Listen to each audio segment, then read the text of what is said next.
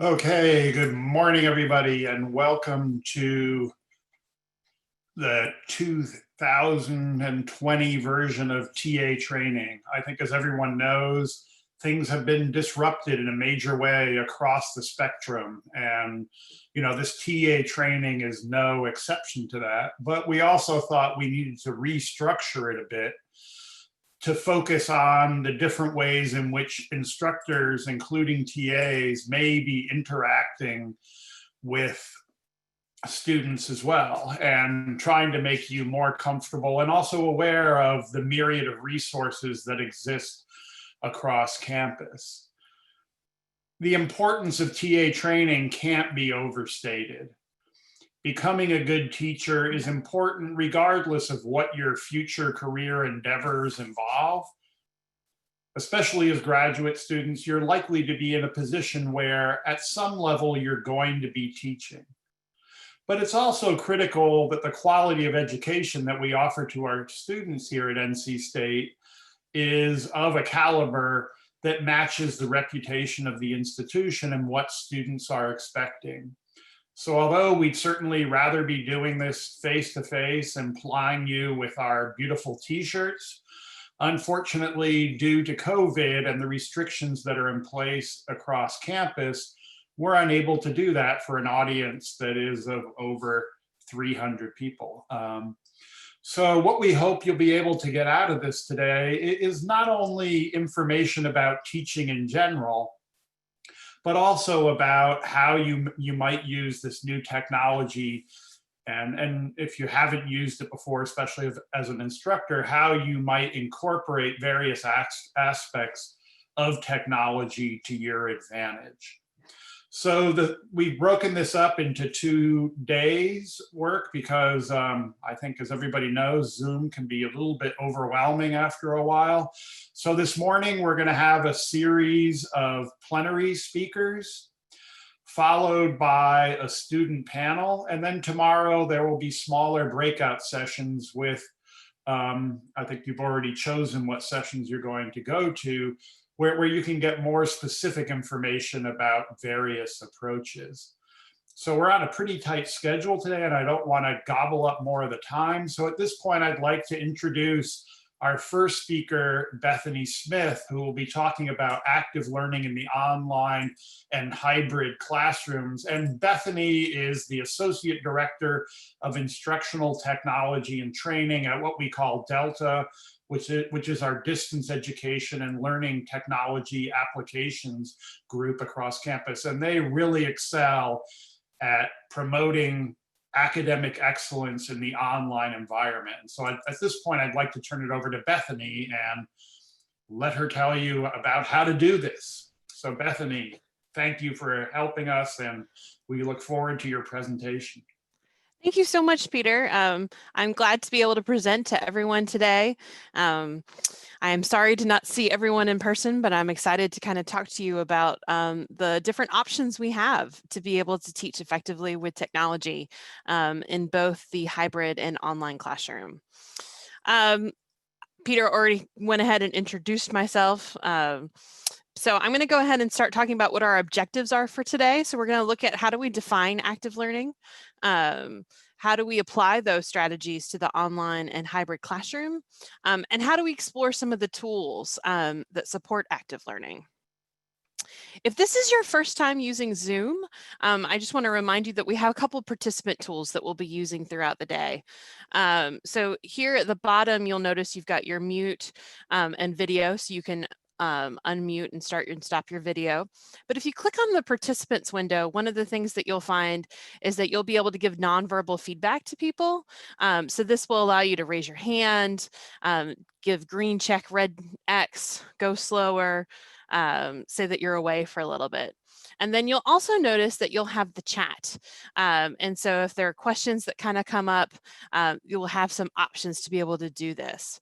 And one of the things that you'll see is that You'll also be able to ask questions. If somebody's already asked a question, yes, I will definitely be sharing these slides after this session with everyone. So you'll be able to see it. So chat is a really good place to ask questions. And then we've also got some reactions that get there. So these are kind of the tools that you'll probably be using over the next 2 days just to get used to. Today, what we're going to be doing is we're going to start talking about active learning. We're going to be looking at those strategies and then looking specifically at software tools we have available to us at NC State to be able to do that. So we do have a huge amount of people here today, but I'm still going to try to do some annotation just so you can kind of see how it works.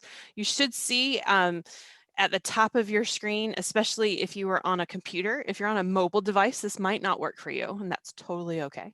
But up at the top, it'll say you are viewing Bethany Smith's screen. And then on the right, under View Options, you will have something called Annotate. And so if we go to the next slide, what I'd like you to do is annotate. So kind of grab the stamp and talk about how you're feeling this semester, right? So instead of just drawing, right, why don't we go ahead and use the stamp tool to go ahead and say where we're feeling about this fall semester. And we are all over the place, aren't we? Yes, we are. Some of us are really anxious. Some of us are ready to go.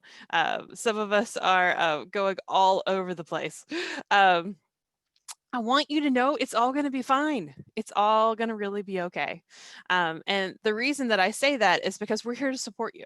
And we're here to support you as you go through this process, not only as a graduate student, but as a TA. All right, I'm going to go ahead and stop annotation. We're going to go ahead and move on to our first question. All right, so I'm going to launch this poll. If you are teaching this fall, what mode will you be teaching? Will you be teaching traditional blended, hybrid, all online, face-to-face? You have no idea, or you're not teaching this fall?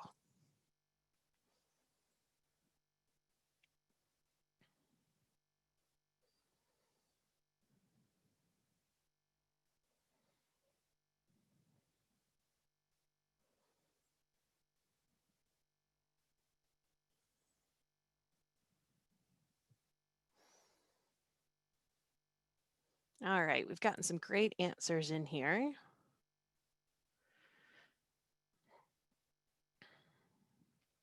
I'm going to go ahead and end this poll and then share the results.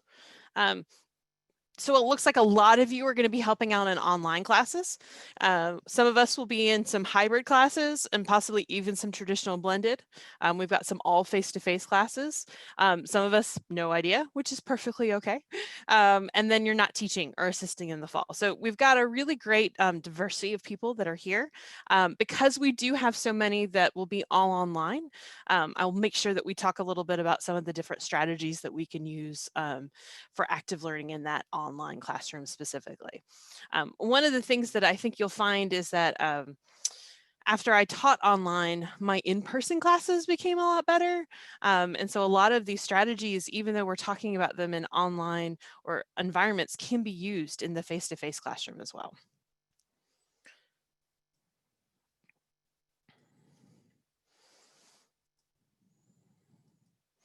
All right, so let's talk a little bit about what active learning is. So active learning is basically anything that involves students doing something and thinking about what the things that they're doing.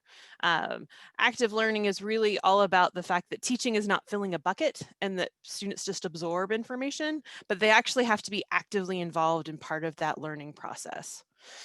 So when we look into active learning, we're really looking at some of these different various definitions, right? And we're looking at the fact that it's student-centered and that we're having students actively engage in the learning process. We want them to be partners in this process.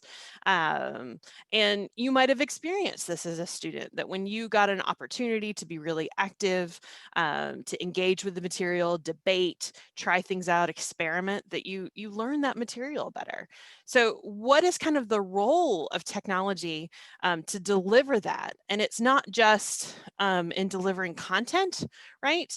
But it's also about how do we facilitate some of that knowledge building and interaction. A lot of that comes down to course design, right? So if you're going to be teaching, it's not really about delivering just lecture after lecture after lecture. It's really looking at, okay, how do I break this up? How do I break up a lecture? And when we're thinking about putting these things online or even in a hybrid format, it can be really important that we're not putting up a 50-minute lecture, but we're putting up small chunks of lecture with activities in between, or even using some tools that allow us to put the activities in the videos themselves. So really thinking about what are some of the different ways that we can break up activity and lecture, just like I'm trying to do in this session, right? So where you're trying to use polls, trying to use some annotations, trying to do different things so that you're going to actively engage inside the session. With our goal being that it's really about this engagement rather than just students passively absorbing and just watching a session to help them be able to be part of that process. So I want you to kind of think about the tools that you've seen used in courses, or the tools that you might want to use.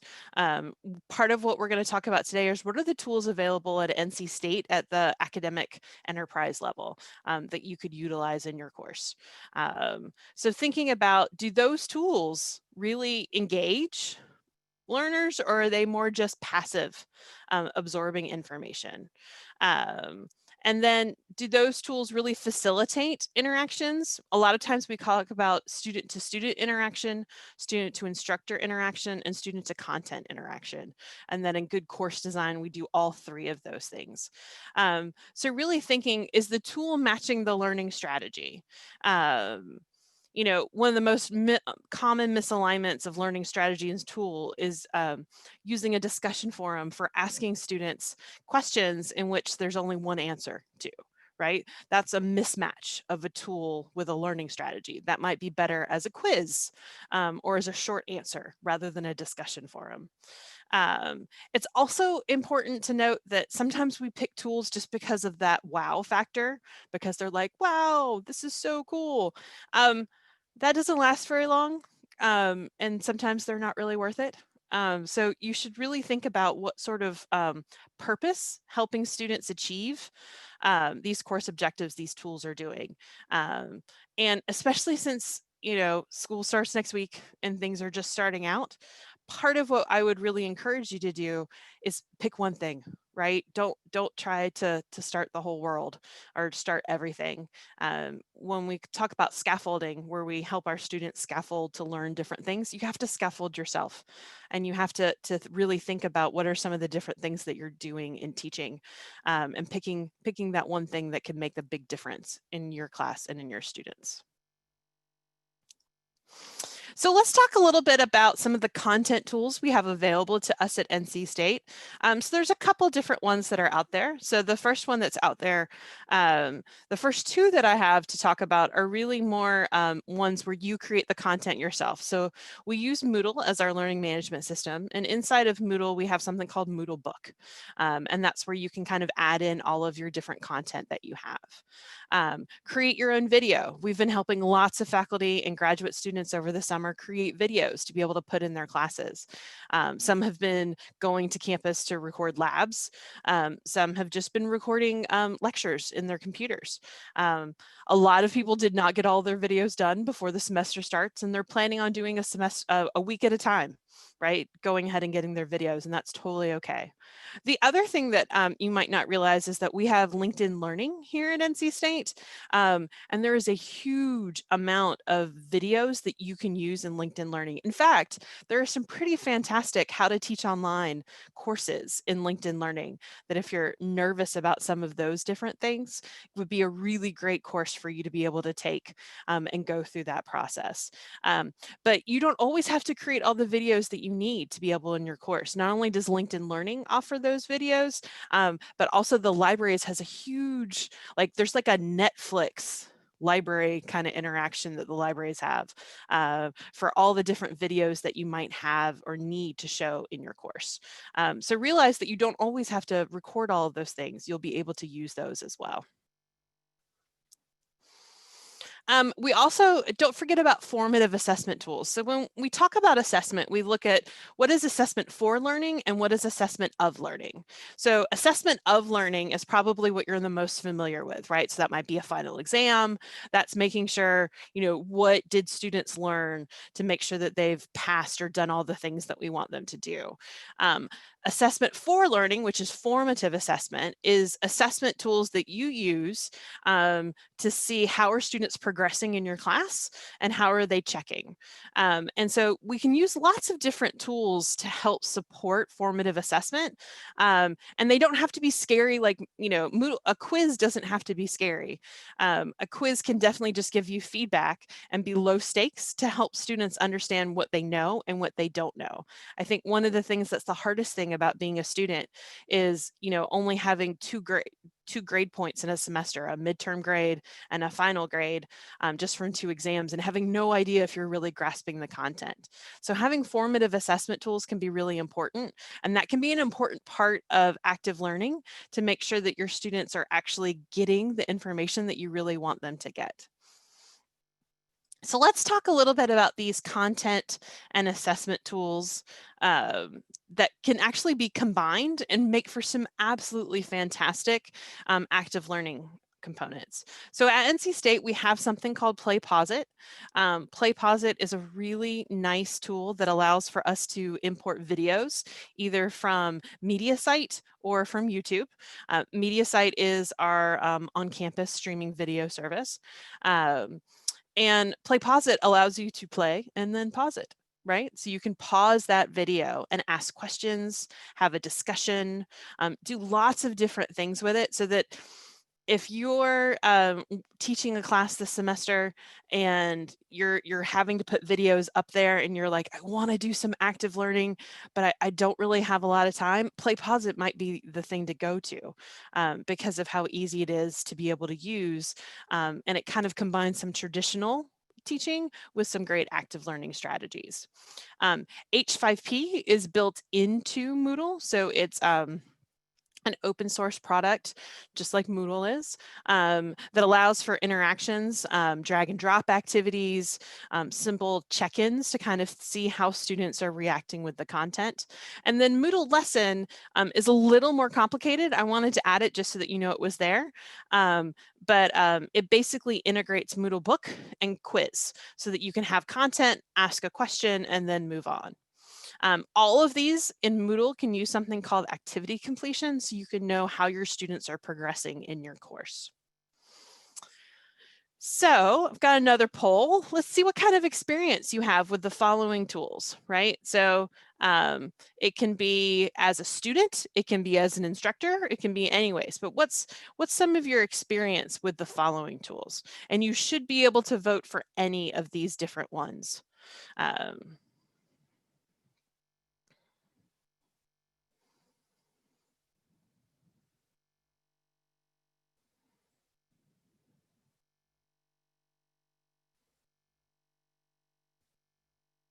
One of the hardest things I'll say when you're teaching, especially with a large group like this, is having wait time and making sure that you give everybody an opportunity to answer a poll like this. So right now, you know, I normally wait at least 30 seconds, but now that we have a lot of people in here, you know, how much longer do I wait? It's always a really good question.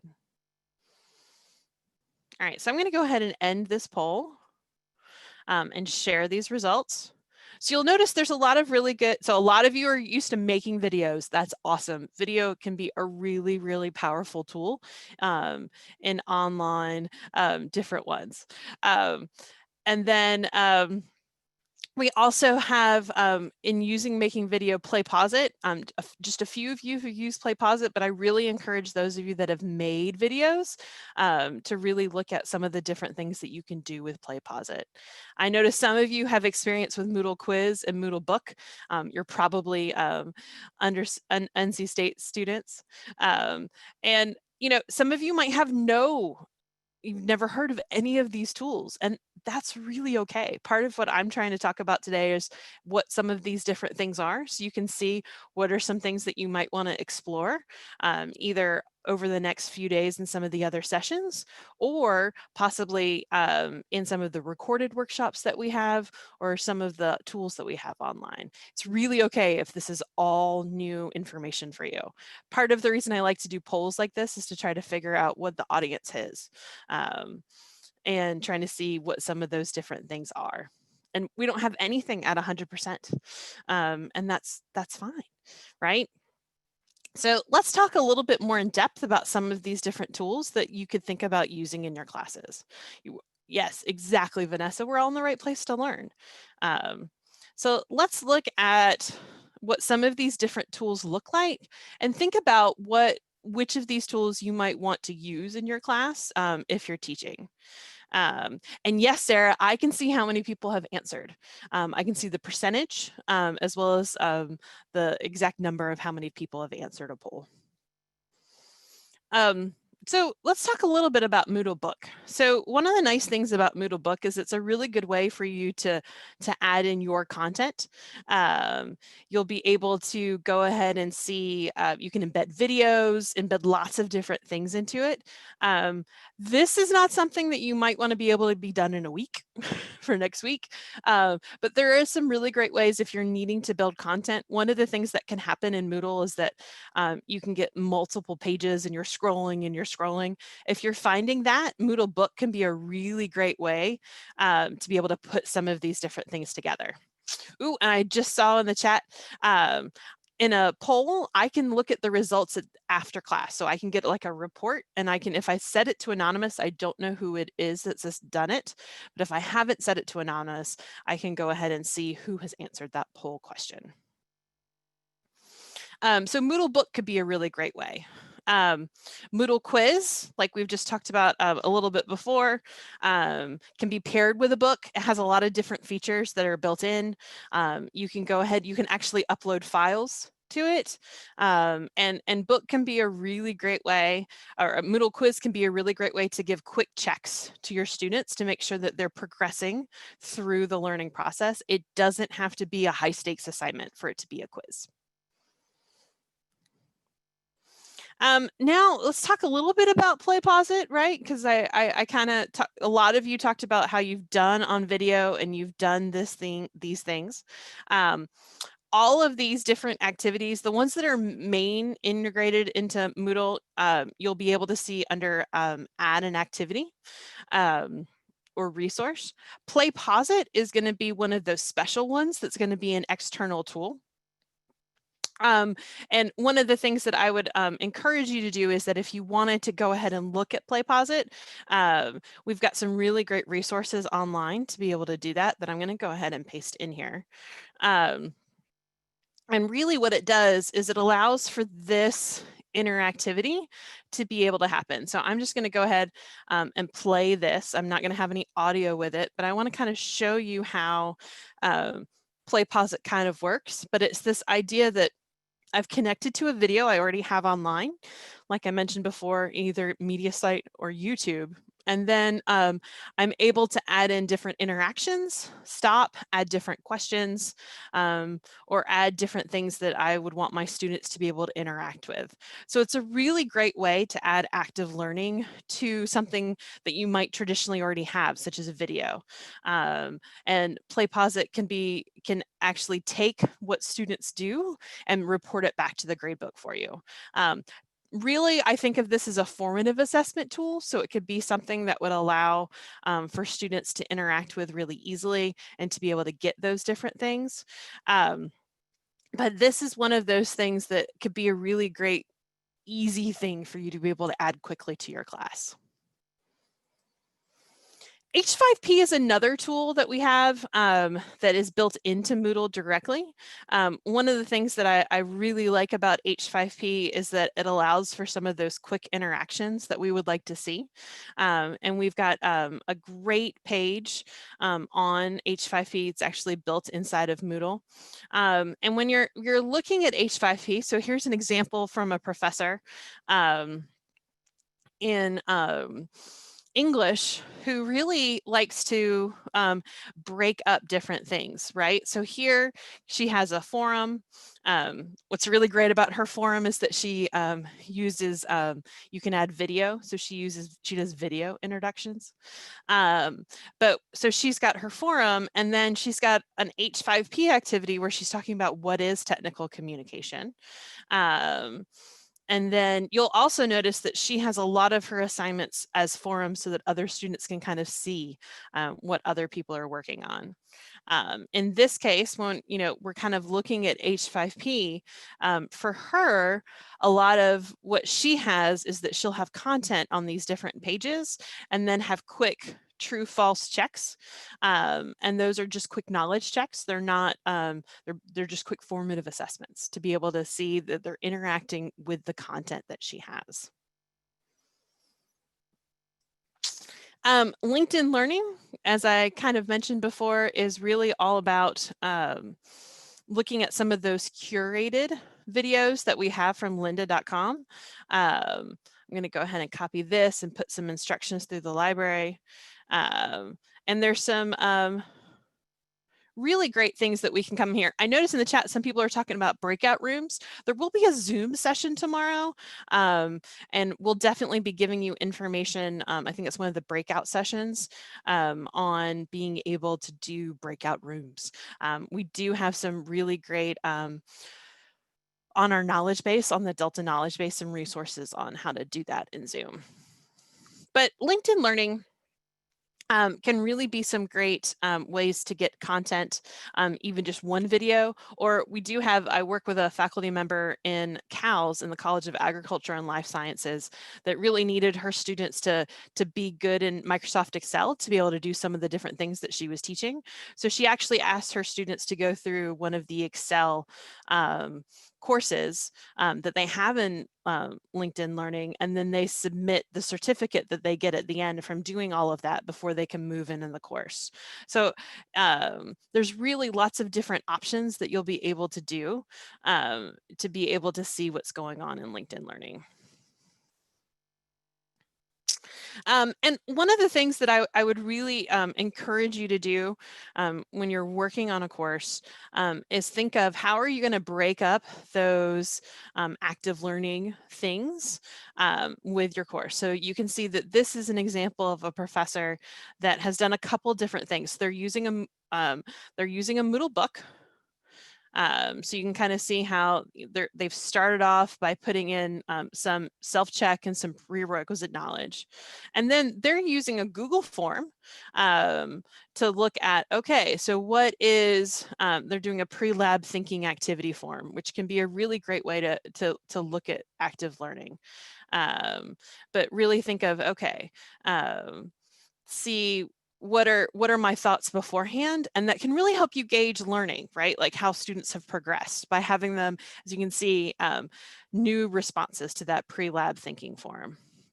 And you'll notice instead of just putting one video up here, the instructor has put up 4 different videos. You'll also notice that in those videos, they've got a time limit kind of set with those videos. And that can be really help as a student to know, okay, I need to budget 20 minutes, or maybe I should budget 30 minutes because I've got to do this, and then I've got to answer 10 questions after this, so that I can break up some of the different things that you can support in here. The other reason you'd really want to maybe have a shorter video is because if you mess up, you can re-record it. And also for a lot of our instructors that might use videos over time, if they want to change the way that they're teaching the arrays class, they can go ahead and just redo that 5-minute video. They don't have to redo all of it or do some complex editing in order to make that work. This also allows, so if you're not using something like Play Pause It, where you can ask the questions inside the video itself, this allows you to pause and ask the questions. Watch the video, ask the questions, watch the video, ask the questions, and then do a final complete, how do we think about learning arrays in this entire way.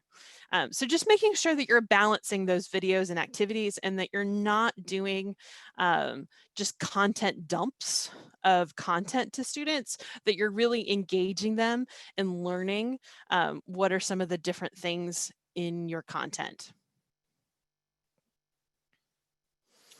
All right, so I've got one more poll, because there's been a lot of questions about Zoom in the chat, and we're gonna kind of talk about some of the ways that you can support active learning in Zoom sessions or in synchronous sessions. So let's do one more poll. And let's go ahead and launch this. And do you have experience with these tools? So do you have any experience with Zoom, Top Hat, Google Docs, or Moodle?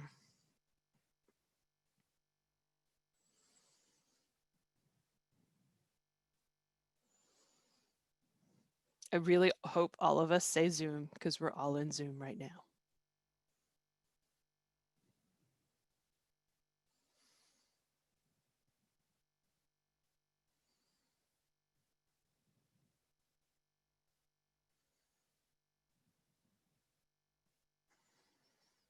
All right, I'm going to go ahead and end this poll and share these results. All right, yay, a lot of us are in Zoom. However, just because we've been in a Zoom call, we might not feel comfortable leading Zoom sessions and doing some of these different things. So we'll talk a little bit how we break those up.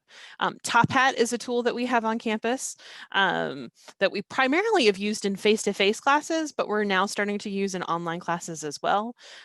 Google Docs, a lot of you have had experience with Google Docs. There's some really great ways that you can use Google Docs to support active learning. And then Moodle, which is our learning management system here at State. So when we kind of look at some of these synchronous tools and strategies, there's a couple different things that we can look at. You know, with Zoom, I've been using polling to be able to get some feedback from people, as well as to make sure that you haven't walked away from the session and gone to cook breakfast, right? Like you're still engaged, you're still doing different things. You can also do breakout rooms, which has been some of the questions that have come up about breakout rooms. Top Hat, which allows for you to not only deliver content, but be able to do polling and questions in a face-to-face classroom. And so we've seen a lot of faculty take that and use it in their hybrid classrooms or with their synchronous ones. Can't leave just yet, Andrew, can't have breakfast. And then Google Docs, which a lot of you have mentioned, are really great ways for students to collaboratively take notes in their active learning strategies. And then Moodle Forums you can use synchronously. You really can. I use Moodle Forums a lot in my face-to-face classes. And primarily I do that because I don't know if you guys could tell, but I'm kind of an extrovert and love to talk and love to teach and love to go through those different things. And I found that I wasn't really letting some of my introverted students really engage in the class. And so a lot of times if I've got a pretty intense question that I want to start a discussion off with, I might use a Moodle forum and have my students post in class to a Moodle forum so that everybody has the opportunity to show their opinion. And then I can call on different students and they feel more comfortable because they've thought about what their answer is. I'm not putting them on the spot, so to speak. So let's look at a couple of these tools and how we could use these, right? So there's been some questions about breakout rooms. I've got a couple of things that I'm going to go ahead and add in the chat for some breakout room how-tos, as well as different ways to add breakout rooms. Breakout rooms are a really fantastic way if you've got a large class, to get small group discussion to happen. And that's a great active learning strategy. A couple different things when you're looking at using breakout rooms or doing some different things is that you really have to give students clear directions. You can't just say, go talk, right? You really want to give them something to do. And as Paige just mentioned in the chat, using a Google Doc in breakout rooms can be a great way for them to take notes and really come back about the different things you want to do. A lot of times I create a breakout room. And you really want to think about what activity do you really want them to do in a breakout room? You and your TA can jump from room to room to be able to offer assistance. So you can move yourself into different rooms. And what I typically do is I just go through the list. Is everybody okay? Does anybody need help? To getting help with any of those sorts of different things.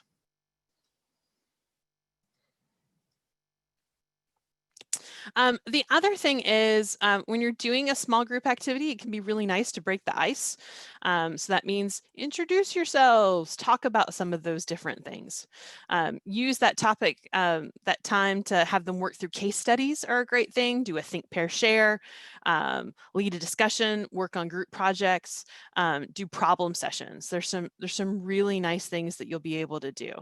And it can really make this online learning experience be more active.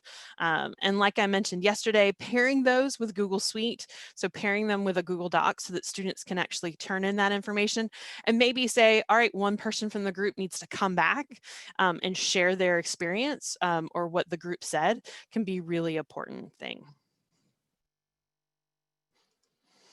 Moodle forums is another thing that we've kind of talked about that can really be a great way so that students can go ahead and do things either in person or asynchronous. There's a couple different things that you do. One of the things that we recommend is that you really think about what discussion question you want to have in a Moodle forum. And that's something that you can go and look at a little bit later as a recording. But really with Moodle forums, really thinking about, okay, I don't want to just get a yes, no answer, and I don't want to get the reply, I agree.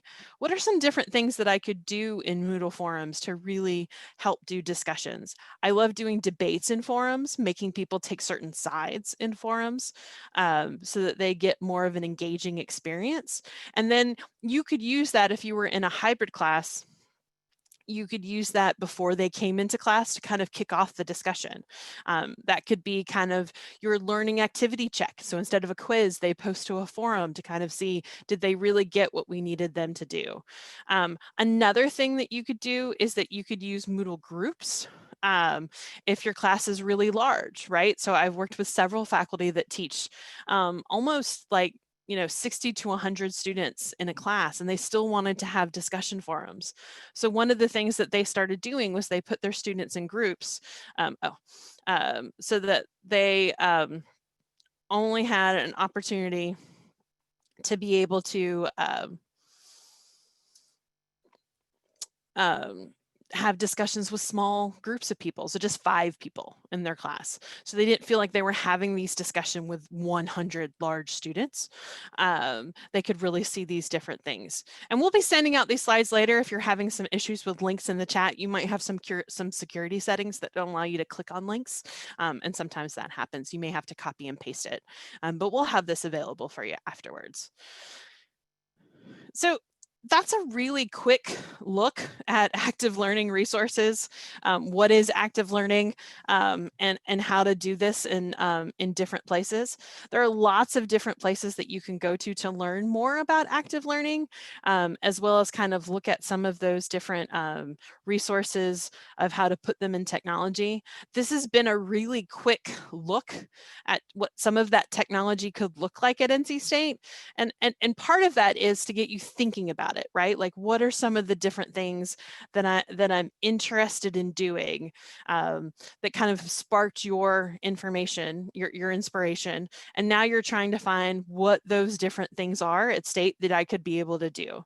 Then you'll be able to go to Delta's website. So I should go ahead and put that up real quick before we end. And when you're at Delta's website, you can always click on the knowledge base to be able to get help articles. And then you can always click on workshops to see what are the upcoming workshops that we have. We've got a lot of workshops that are coming up this fall. Already, graduate students are always welcome to come to our workshops. Your instructors, you're teaching. Vanessa and I have been working on making sure that we offer some workshops through the graduate school, as well as you can come to some of the ones we have. We actually had some graduate students come to our Summer Shorts Institute this summer. So you guys are instructors, and you're really teaching the students at NC State, and Delta's here to help everybody that is using technology to teach in their classroom, both online and hybrid. So if you're trying to get used to something, you need help as you go through here, you're always welcome to contact LearnTech to be able to do those different things. Delta's LearnTech is an instructor-only help desk, so students actually go to the OIT help desk, but we're here to help you be able to teach the most effective way that you can. So I think my time is up, if I am correct, Vanessa. So I really appreciate you having me today. I think you guys are going to do great. It's going to be a weird semester, but you know, sometimes some amazing things come out of circumstances like this, and you're really able to think about new ways to be able to do things that you might not have been pushed to do before. And I think we're going to come out at the end of this being better educators through it.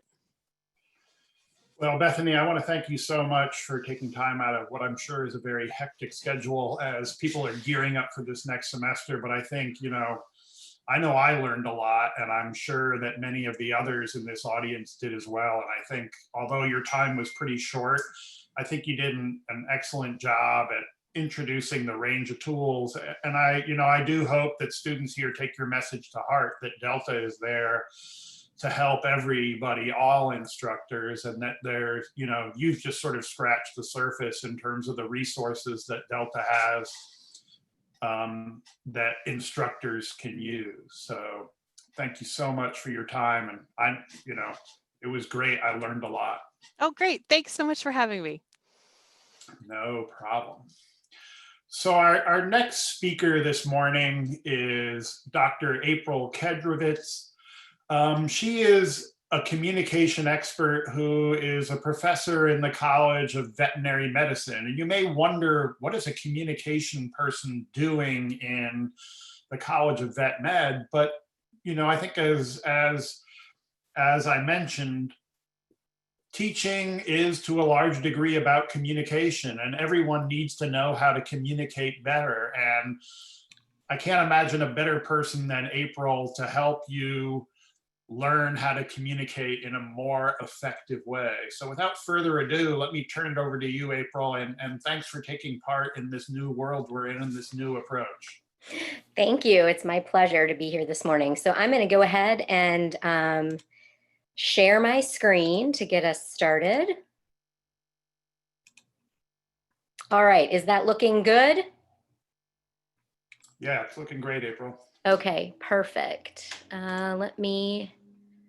Let's see.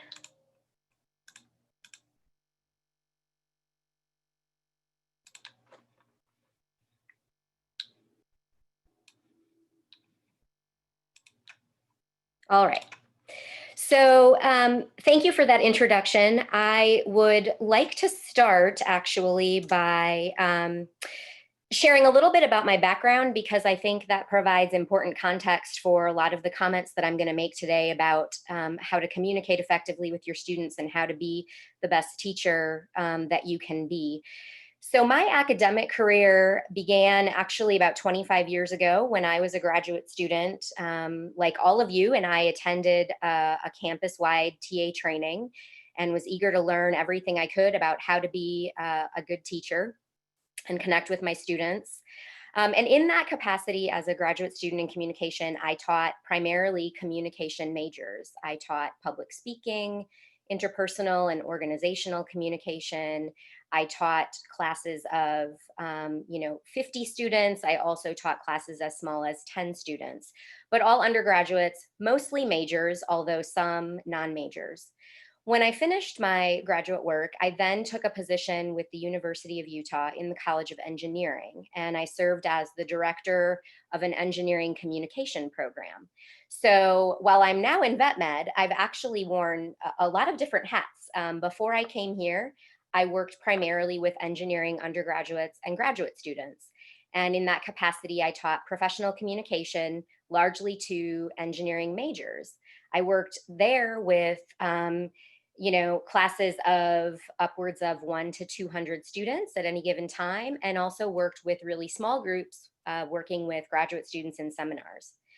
Then 7 years ago, my career took a new trajectory, and I arrived at State and took a position in the College of Veterinary Medicine, where I currently teach clinical and professional communication, and I have 100 students in every class, and I teach 2 classes a semester.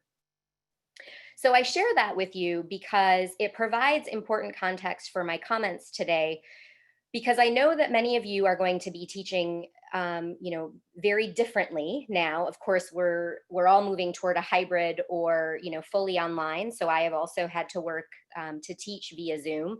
But whether you are teaching 2 students, as shown in this picture, or if you're teaching one-on-one, doing some tutoring, or perhaps you might find yourself staring out at a classroom that looks like this, the most important thing to remember is that in any of these cases, whether they're virtual or face-to-face, what I've learned throughout my career is that the most important thing to remember about being a good teacher and facilitating a strong learning environment is to really be relationship focused.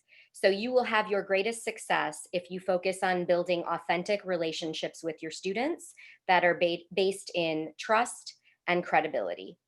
So some key points about relationships before we get into talking more specifically about communication. Remember that each student is unique. So what might work and resonate with one student, if you're doing a tutoring session, for example, may not work with the next student. So each student is unique. It's important for you to communicate authentically in a way that feels comfortable for you. So everyone's communication style will be a bit different. I'll give you some strategies that I think will help enhance what you do naturally, but always come back to sort of who you are authentically and what is most comfortable for you. Also recognize the power of emotions to the student experience and also to your own experience as a teacher, right? We are emotional beings, not simply rational, logical all the time, and that impacts how we learn. And then really, I think something we don't think about often as we're trying to prepare to be good teachers is that we also are learners, right? So embrace the fact that you also have something to learn from your students. And for example, I am still learning. So I have been at this for over 2 decades, and I learn something new from my students about how to be a better teacher every semester. The bottom line is, if you begin every class or every interaction you have with a student with a desire to truly help them learn, to want to engage them, to communicate clearly, to try to foster critical thinking in them, that's what you need in order to be successful. So in order to build these relationships based on trust and openness, communication really is the key. And I'm going to talk about specifically 3 aspects of communication today that I want you to remember that apply, again, whether you are doing something where you're face-to-face with students, with a small group, with a large lecture hall, if and when we can get back to that environment, and if you're communicating with students virtually over Zoom, all of these skills still apply.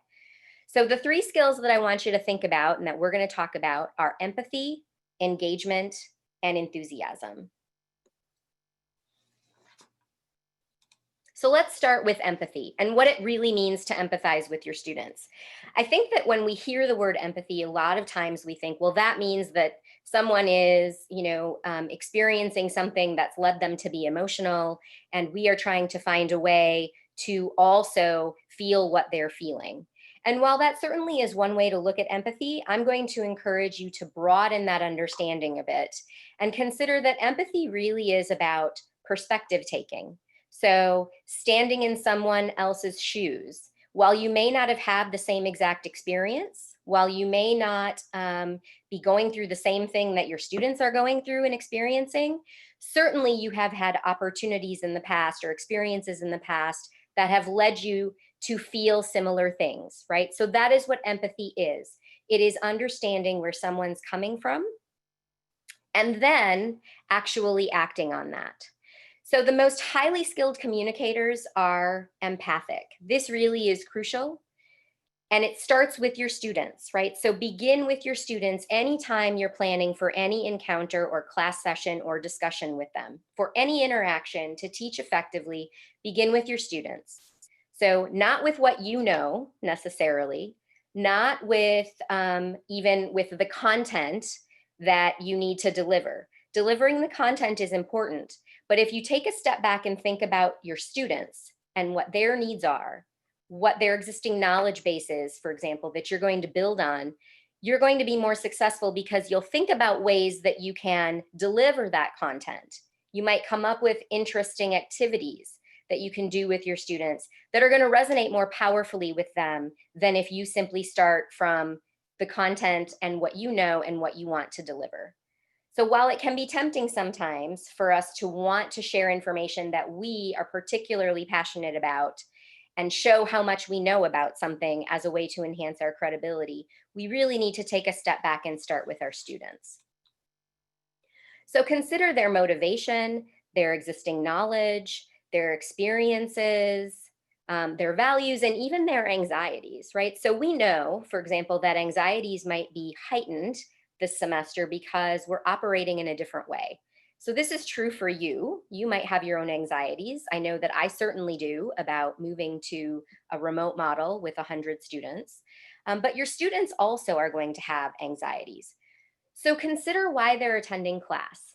So you'll recall that when I shared my experience with you and sort of how I have had multiple experiences with teaching, the motivation for engineering students to learn communication is very different than it is for a communication major to learn communication. So I had to think about that, right? What's going to motivate them? Similarly, they'll come with a different level of knowledge.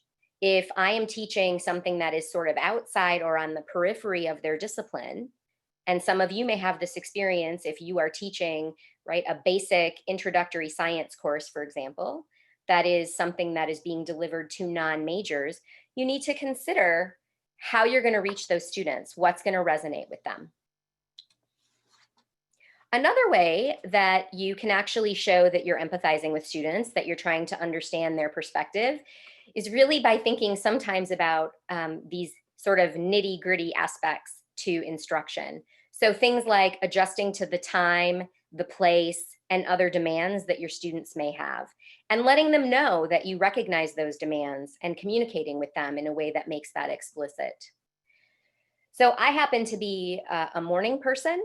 And so I know that if I get an 8 o'clock class, that's great for me. And at the vet school, we actually have seminars that start as early as 7:30. So that's really wonderful for me.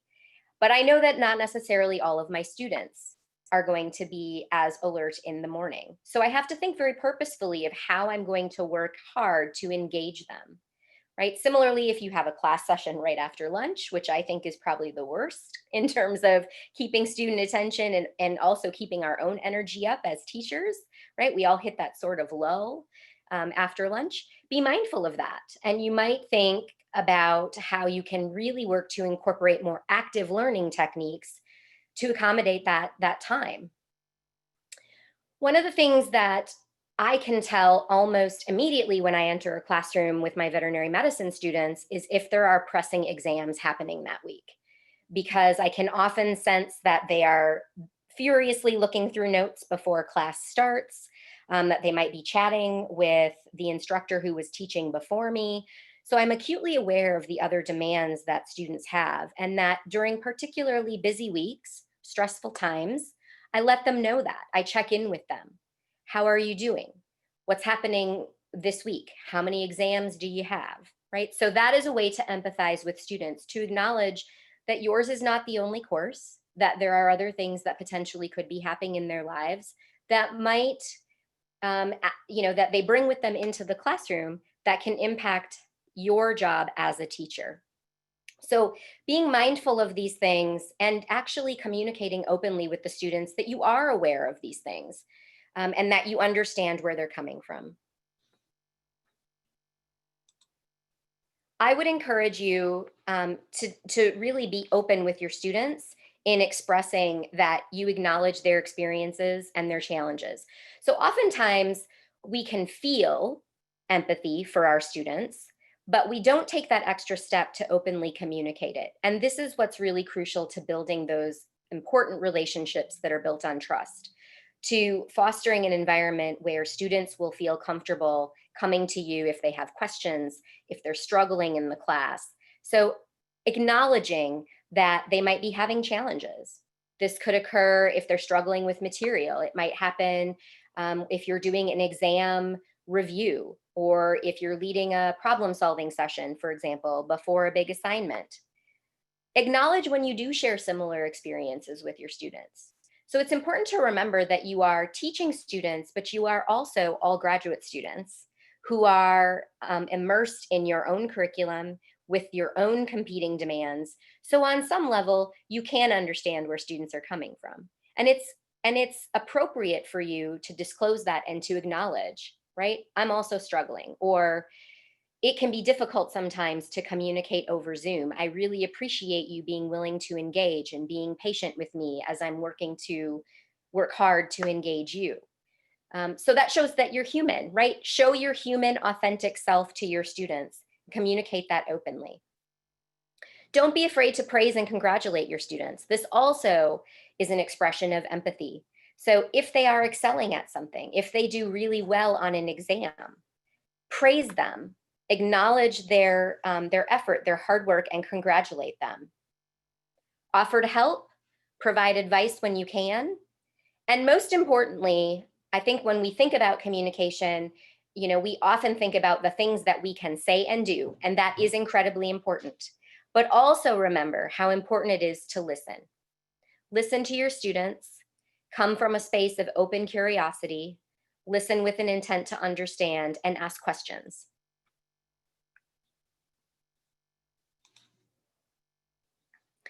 So that was a bit about empathy and how important it is to really start with your students, to listen, and to work really hard to let them know that you understand where they're coming from, because there are going to be struggles. There will be unique struggles that everyone is facing this semester that are very different from previous semesters. The second important aspect of communication that we'll talk about is how to engage students. And this becomes even more important when we're working virtually. But again, my message today applies whether you are working with those small groups of students, with one-on-one, with large classes, and if you're doing all of this virtually. So empathy is a good place to start. Perspective taking, understanding where your students are coming from. But then it's important to think about how you're really going to engage them from the beginning to the end of the class session or the seminar or the discussion. Now I'm going to share some information that might be startling to some of you, although maybe not, because I think we're all similar in terms of our attention span.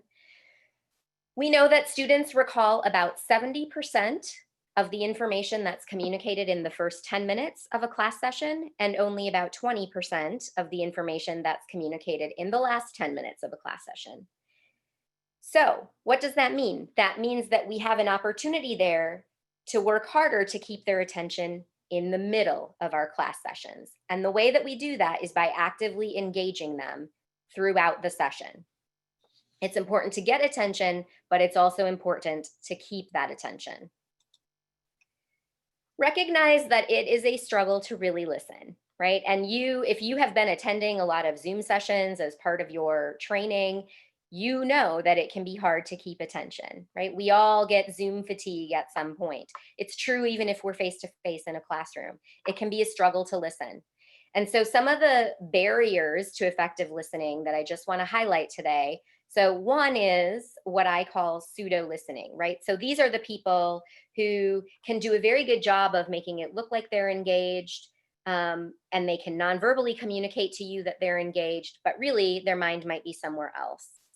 This happens, right? We're humans. We have all these other things that are competing with our time, our energy. So be mindful of that, that just because students might look like they're really paying attention, they may not. So find those ways to engage them throughout your interactions with them. We also know that we daydream, right? So again, as I mentioned, life happens. We have a lot of competing demands on time. We daydream. And that can happen if we feel like maybe the material is not particularly relevant or important to us, or if we might be concerned, stressed, worried about other things. So this is why active engagement's really important. And we'll get to some techniques that you can use to foster that active engagement. Sometimes when we listen, right, and this is true for our students, they might be forming arguments or responses, which is sort of what's represented down here, about how to respond. So listening and formulating your response is really not listening to understand. And so that's true for all of us. We might slip into this tendency, but it can happen with students as well. And of course, we always have all of the competing interfaces on our devices. It's true in the classroom. It's also true when we're sitting and watching a session via Zoom. So there are a lot of challenges to keeping students' attention. Remember that even the most motivated people remember less than 20% of what they hear. So what you can do to keep students engaged is to really think about making it relevant to them. So students are going to come to class thinking, how does this affect me? How is it relevant, right? I had to work very hard to go back to one of my initial teaching experiences when I worked with engineering undergraduate students to instill in them why learning how to speak, to give a presentation was important, why learning how to write effectively was important, why learning how to communicate in teams and resolve conflict was important. So while it might seem intuitive to you why your content is important, it may not be intuitive to your students. So explain the importance, explain how the content that you're delivering is relevant. Provide opportunities for students to apply that information. This impacts their attention and their retention of the information. Stress the importance of the utility. Make connections to previous class sessions. So this is, again, if we think about the fact that students are taking a full course load, so while their best effort might be to maintain attention when they're in the classroom with you, they're shuffling from class to class all week long. And there is a tendency for some of the information that they may have heard, may have learned the week before, right, for that not to really be in their long-term memory yet. So make those connections to previous sessions. Also consider ways you can help them focus at the beginning of a class session. So you might review material that you focused on the week before and show how the material that you're going to present this week relates to that material. Show how the progression of information builds, make those connections.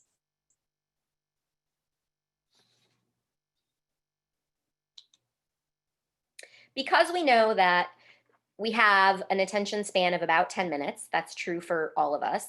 In about 10 minutes, our mind is going to start to drift to other things. So because we know that to be true, it's important to build in effective redundancy to any session that you're going to have with students.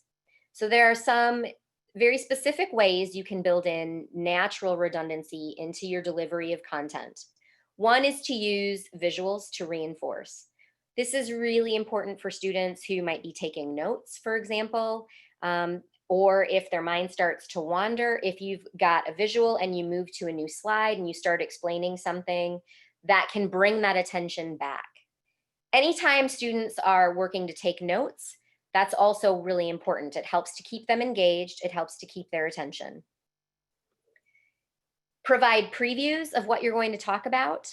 If you've broken a session into, say, 3 major topics, and you've talked about the first one, provide a summary of the information that you've just talked about before moving into the second chunk of information.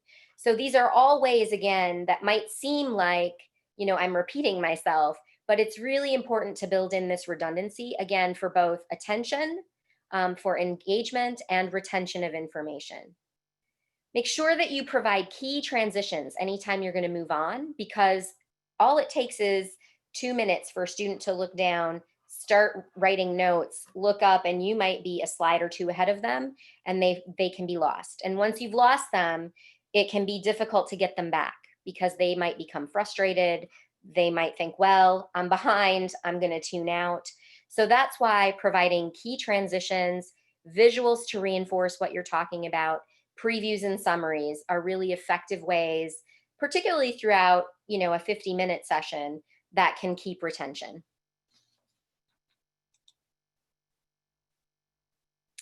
If you're going to find yourself working with students for maybe a longer class session, but even if it is, say, 50 minutes to an hour, short attention breaks, again, every 10 minutes can be helpful. So here are some things that you can do. If it's a longer class session, you can certainly actually include a break. You can give a 3-5-minute break. And it's just a way to sort of let students, maybe move around, chit chat a bit, and then come back and be ready to focus.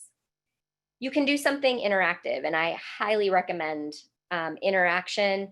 Even if you're doing it via Zoom, you can ask students to use the chat. You can ask students to raise their hand. You can use the whiteboard function and draw. So there are all sorts of ways that even if you're using a platform like Zoom, that you can do something interactive with your students. Pose questions to the class. You can do this either, again, through actually having them respond, through using the chat function. You can also use polling if you are, for example, delivering a session in Zoom. And so if you're unfamiliar with that, I would encourage you to, play with that, maybe attend some tutorials if you can. It's another way to build in interaction if you're teaching a class virtually. Something else that can be really helpful is to share stories, examples, anecdotes with students. Personalizing your message can be really powerful for students to remember. Knowledge reviews are something else that you can build in. So you can ask students to relay information that you've covered. And that does a couple of things. It both engages students, but it also helps you assess as the instructor what material they seem to understand and what material you might need to spend additional time on.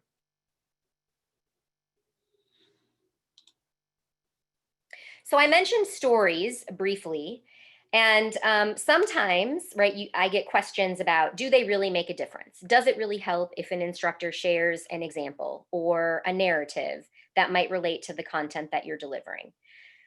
And so there is a bit of research that actually does suggest that, yes, stories do make a difference. It helps to increase recall. It fosters more detailed learning. So students, if they have been exposed to narrative, examples, anecdotes, it does help them recall details better than if they had not been exposed to story or narrative. It also enhances positive affect toward you, the instructor. So again, building relationships is really at the core. Communicating authentically, being willing to disclose about your own experiences, circumstances, is a way to foster that trust, that credibility, and students' liking or feelings of affect toward an instructor. And it can help, again, sustain attention. Then we come to the end of our session. And oftentimes what happens, especially if we find ourselves pressed for time, is we might say, well, we're running out of time, so we're going to stop and pick this up next week.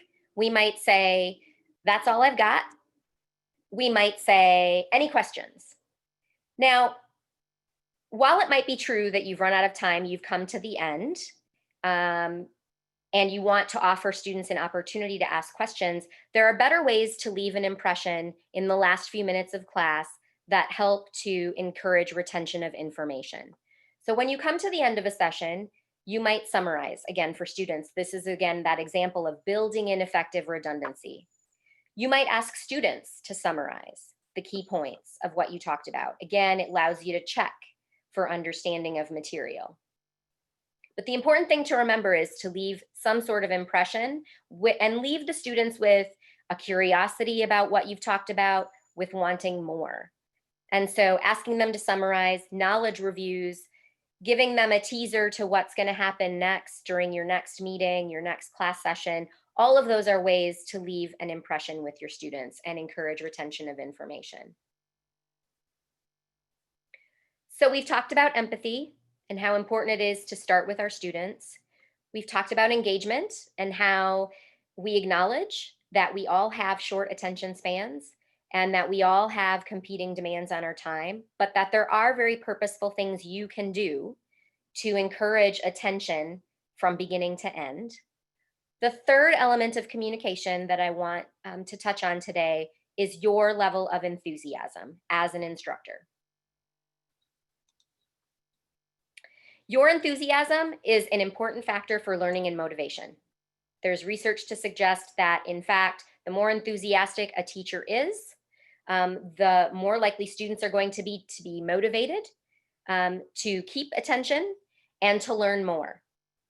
And really, when we're talking about enthusiasm, we're talking about your attitude, right? So again, if you begin every interaction with your students, whether that's a Zoom session, whether that's face-to-face, in a large lecture or a small group meeting, if you begin with a positive attitude, with enthusiasm for the subject, with a desire, a genuine desire to help students learn and think critically, you're on the road to success. So consider that being enthusiastic is really similar to having a conversation with your students. So even though you might have a Zoom session with 290 people, right, which is happening today, hopefully you can see the enthusiasm that I have for teaching and learning and for communication. It comes through in the fact that I'm having a conversation with you, that my delivery sounds natural, that even though I can't see all of you, right, I'm looking at you. I'm trying to establish that connection. So if you are face-to-face with students, if you're doing a hybrid model and you'll be on campus for some of your instructional duties, seek connection with your students through eye contact. That's one of the most powerful aspects of nonverbal communication that we have to really communicate that we want to connect with another person. And we can, the beauty of eye contact, right, is that we can do this even when we're wearing our masks. And our enthusiasm will still show through if we're smiling, if we seem eager and happy to be there. We can see that by looking at our eyes. So even if you find yourself having to wear a mask while you're teaching, eye contact is still one of the most powerful aspects of your nonverbal communication that fosters that connection with students. It allows you to see if they're confused, if you might be going too fast, if they might be, losing interest. So you can use that as sort of a gauge for how you might need to make those real-time adjustments in class. And again, if we make this connection back to the empathy that I mentioned at the beginning, if you see that, it's perfectly okay to acknowledge that, to express it, and to let your students know that you're going to do something about it, right? So I get the sense that I might have lost some of you, or I get the sense that we all might be a little bit tired today. It's getting to that point in the semester. Here's what I propose we do in order to be able to get everybody's attention back on what we're talking about. So again, communicate that, say it. That expresses empathy. It also is a way, again, of you being attentive to your students. So seek your connection through eye contact. Be mindful of your delivery. And I'm just going to touch on two, vocal delivery and physical delivery. Even if you are delivering a session via Zoom, as I'm doing today, it's still important to be mindful of your delivery because that communicates your level of enthusiasm. So for example, when I'm talking about delivery, I'm talking about things like how fast you speak. Now, some of you, if you get a little anxious in front of students, or even if you're doing a Zoom session, you might speak faster. I'm here to tell you that generally, if you are speaking a little bit faster, because you might be nervous, that's actually okay. because there is research to suggest that if we speak a bit faster, people perceive us to be more competent and confident. We also know that the human brain can process something like 400 words a minute, but most people speak at only about half that. So that's what leads to people's minds wandering. So if you speak a bit faster, it can show that you are more competent, more confident, and is a way to keep people a bit more engaged. Now, my caveat to that, of course, has to do with complexity of material. So if you are relaying information that is highly complex, then it's important to really slow down, to use key pauses for emphasis to allow students to process information. Pausing is also very important if you're going to pose a question to the class. You want to make sure that you wait, that you give students a time to think, to process, and then to respond. And pauses can feel really long for us as teachers, but really, if it starts to feel a bit uncomfortable, then you've probably waited long enough and you'll eventually have a student who's comfortable responding.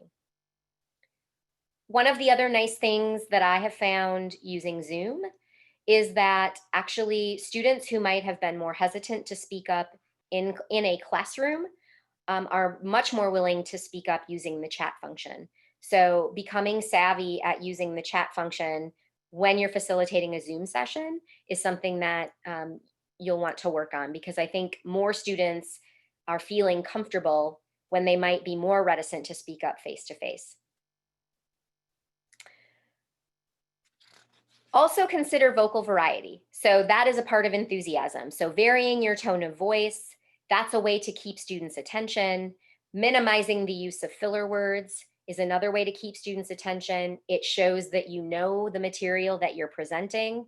People are much more comfortable listening to people for longer periods of time if it doesn't feel like it's constantly being broken up with a lot of these filler words. A few from time to time are okay. We use them in natural conversation, but be mindful of having too many of those that might break up the flow of your session. And then finally, I've come to physical delivery. So also consider how you conduct yourself, whether it's in Zoom or in the classroom. Consider your appearance, your posture, your movement. So if you are delivering a session face-to-face, and there is an opportunity for you to incorporate some movement in the classroom, this adds an element of attention. So if you're on one side of the room and all of a sudden you walk to the other side of the room, particularly if you're in a larger lecture hall, that's important for keeping retention. It also shows that you're comfortable and it fosters immediacy and closeness with the students. That said, I know many of us are going to be teaching via Zoom this semester, and some of us are teaching strictly via Zoom this semester. But you can still be mindful of things like your posture, your appearance, and your gestures, even if you're on a Zoom session. So you'll notice, for example, that I like to talk with my hands. I'm actually quite a mover when I'm in the classroom. I go all around the classroom, get all the way to the back of the room. I have to go up steps in the classroom where I teach. I'm most comfortable that way because I have high energy and I feed off the energy of my students. So while I can't do that via Zoom, I still can incorporate good facial expressions. I still can incorporate some hand gestures, and I still can be mindful of my posture, right? Sitting up straight and projecting that confidence and competence. It goes a long way to enhancing your credibility as a teacher.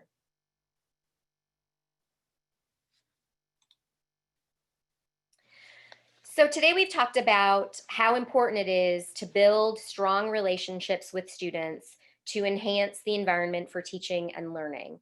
And we've talked about communication specifically.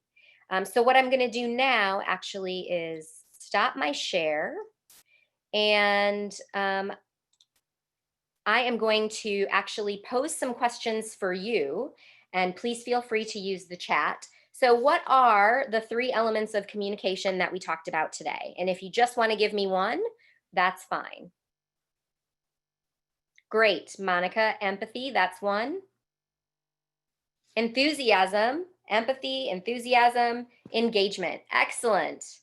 So this is a nice example of how you can pose a question and you can engage your students in using the chat. Did anything surprise you today based on any of the material that I presented?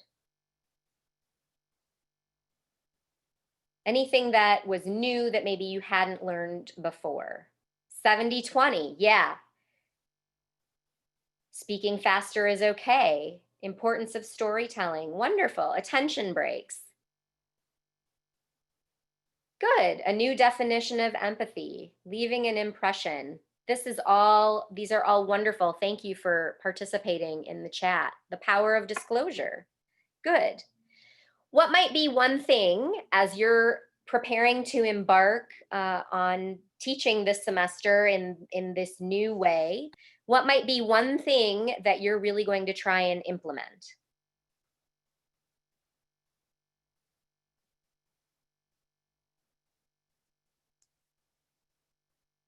Asking students to summarize, checking in with students, good. Summarizing, key transitions. Waiting longer. Excellent, all really good ideas. I think it's important to remember as you might be trying to finesse your teaching, and I know that you all come from different backgrounds and experiences. Some of you may have come from master's programs where you've done a bit of teaching, and so you may have some experience. Others of you, this might be the first time that you're being asked to interact with students in a classroom via Zoom, during lab. So remember that trying to implement all of these things all at one time can be a challenge. So wherever you are on sort of your learning curve and your development with teaching, I would encourage you to try maybe one thing and see how that works for you. And once you feel comfortable with that, you might try another strategy that you want to implement. So just like I said, it's important to be empathetic towards your students. It's also important for you to have some self-empathy, right? So express compassion for yourself as you're learning and trying to implement some of these strategies. And at this point, we do have a bit of time, and that's good. I wanted to leave some time for you to ask any questions you might have, either about the material that I presented or questions you might have about teaching in particular formats or via Zoom. I'd be happy to entertain any questions. So you can use the chat or you can unmute yourself if that's more comfortable for you.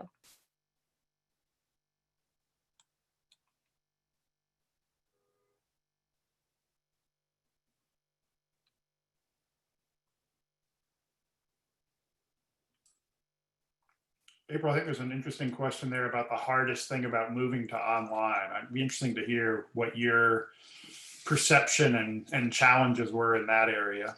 Yeah, so I mean, aside from just the logistics of learning the technology, right, and the robustness of the technology. So I think actually there are two things. I would say for me, two things that were really hard about moving online. One was finding a way to maximize the capabilities of Zoom as a learning platform.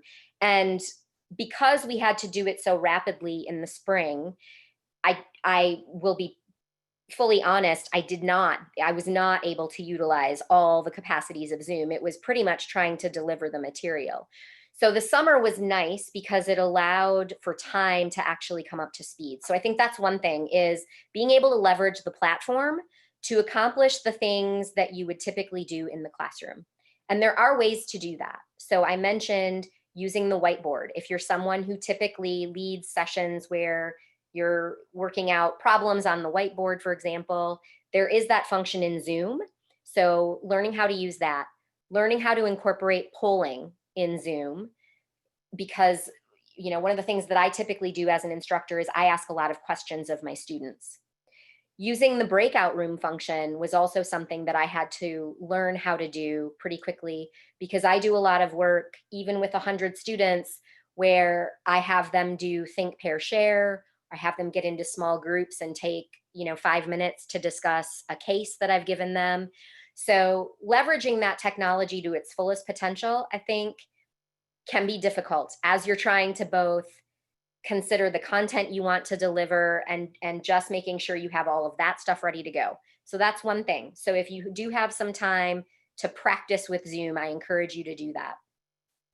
I think for me, the other thing was my own energy level as an instructor, given that when I have 100 students on Zoom, much like I have right now, I'm talking, I can see myself, but I'm not seeing the rest of you. And that's, important partly because we know there are limits with technology. So having people's video off helps. Certainly having people muted helps. But I don't get the same sort of energy feed that I get from being with students face to face. And so that's been a challenge. But that said, I've really worked hard to leverage the chat function as a way to work around that. So those two, I think, would be what I would say were the two hardest things for me. So let's see, I've been seeing some comments coming in. Yeah, there's one there, April, about being empathetic and yet sort of fair to students in regards to expectations. So how do you sort of balance that, especially when you may run into someone who is being challenged in ways that may impact their academic performance, and you want to be empathetic and yet be fair to the others in the class? Right, that's an excellent question. And I think the way that I think it is possible to be empathetic and to meet each student and their unique circumstances where they are and still remain fair. I also think that especially now, it's really important for us to recognize that everyone is going to have challenging circumstances. They'll be different. Some of them might be family circumstances. Some of them might be technology circumstances, might simply be learning of the material. There are all kinds of things that can come into play that impact students' ability to learn. And so what I would say is I take each student really on a case-by-case basis, but I stick with sort of the core of the course, meaning if I were to offer a student an extension, for example, if we say that a student is really struggling completing work on time, and I'm willing to offer that student an extension, typically what I would then do is offer the same opportunity for every other student in the class. So I'm allowed to be both empathetic to that student's unique situation, but am also fair to the rest of the students. So that's just one example. I certainly think it's possible to do that. You will have sort of your own course policies that you work within, but taking each student, sort of meeting them where they are, recognizing that there might be circumstances where they might need an extension, they might need an incomplete. Those are certainly things that you can do, and also be very upfront with the rest of the class that I know some people are struggling to meet this deadline. So would it be helpful if you all got an extra week to complete this assignment? I have done that. I don't have a problem doing that because my goal as an instructor is for students to learn the material as best they can. And so if it means a couple extra days, I'm comfortable doing that. So that's just one example.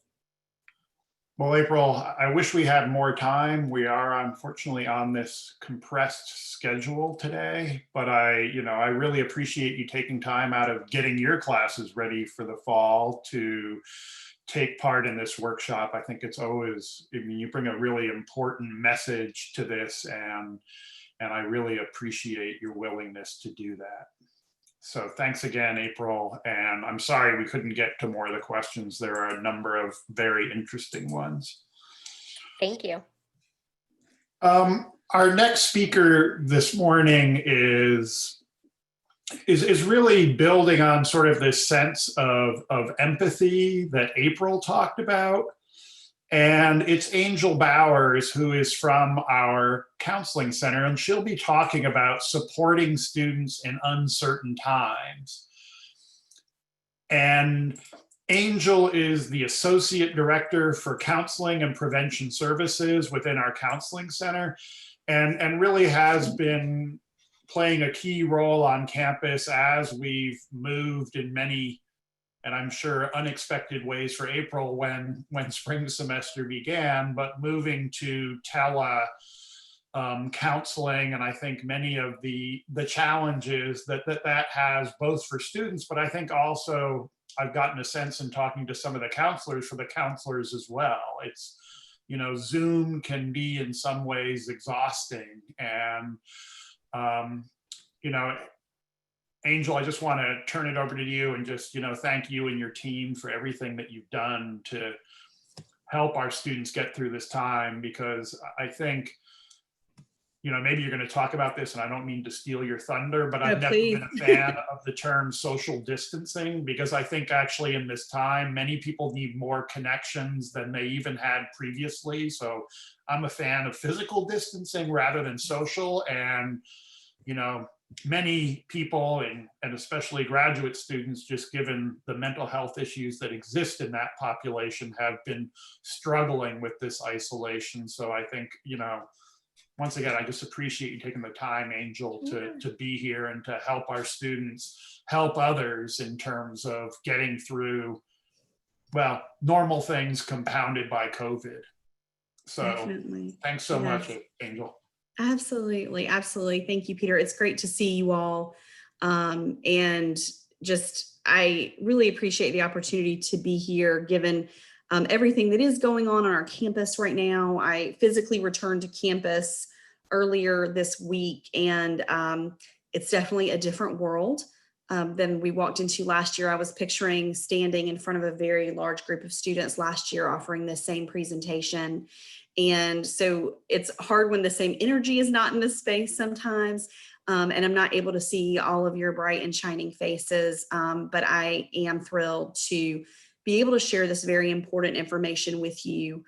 Some of the information has changed quite a bit over the past 6 months.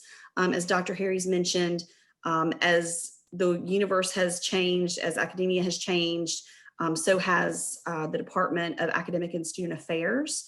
So one of the things that I did want to share with you all to begin with is just wanting you all to see the entire DASA department, so the Department of Academic and Student Affairs, as a resource for you. So we have many pieces of academic and student affairs that I think many of our students don't know about. They're not aware of the resources that are connecting there. And so we think about, one of the first ones that comes to mind is arts and culture at NC State. So we have Arts NC State, which includes the Craft Center, the Gregg Museum, the University Theater, and NC State Live. And I know for many of our students, these have been remarkable resources for them, connection points, centers for them to be able to connect with their body, to connect with music. And I will say that the departments are doing a really remarkable job of offering these same things live. So they're really sitting with, how do we do Craft Center events when people are sitting in their homes?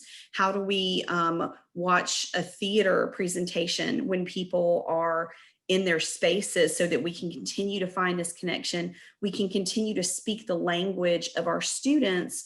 And we know that for so many of our students, whether you are in physics or engineering or communications, wherever, that the arts and being connected with cultural resources around campus is such a huge part of supporting the whole student, which is always, always going to be the vision of DASA. Student life is another piece of this. So for many of the students that you will be working with as a TA, they will be involved in student media. We know that now that we are in this remote time, that more and more students are getting information about services from the Technician, which is the student newspaper. We have something called Wolf Bites on campus, which is our radio, little quick bites where students can get information about resources. We also know that you all will be intersecting with student conduct, hopefully not very often, but there are times when in your role as a TA, you may be connecting students or through concerns about academic integrity or other areas where they may have broken the code of conduct. And also, one of the strongest pieces of student life that I really want to highlight is the PAC Essentials program. And I will send a short resource list for all of you that I can share through the chat. I can share with Vanessa, and she can share this with you, so you all can just click on these resources as you need them. So PAC Essentials is a program that has developed over the past couple of years. We initially started at NC State with Feed the PAC, which is our food pantry that is open to all students and staff and faculty. So this resource currently, I believe, is available 3 days a week, but it will be moving to, I believe, 5 days a week starting next week. Students, again, faculty, staff are eligible to come in once a week, and they are able to fill a pretty large size grocery bag full of basics and needs. They have toiletries, they have proteins and food, like they have just a real long list of resources. And now even better, they have fresh fruits and vegetables, and they're able to have dairy and meat. They've really expanded their resources. And so we know for many of our students, for many of our graduate students, for some of our staff members as well, food insecurity is something that is very real. It is something that can cause a huge barrier in a student to being able to connect, to have the resources that they need. It puts them in a place where they have to make very difficult decisions about working or coming to class. So you knowing about these resources and being able to point a student in that direction is incredibly helpful.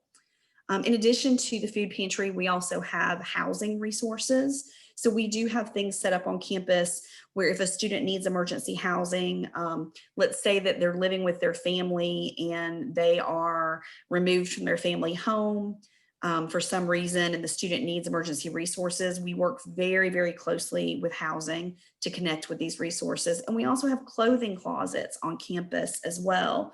So through career services, through some of the different departments on campus, we have places where students can go and they can pick up a dress shirt or a jacket or a suit of some kind, so that not having resources to support having professional clothing is something that will not keep them from applying for the jobs or the internships or other spaces where we want them to have opportunities in the upcoming year.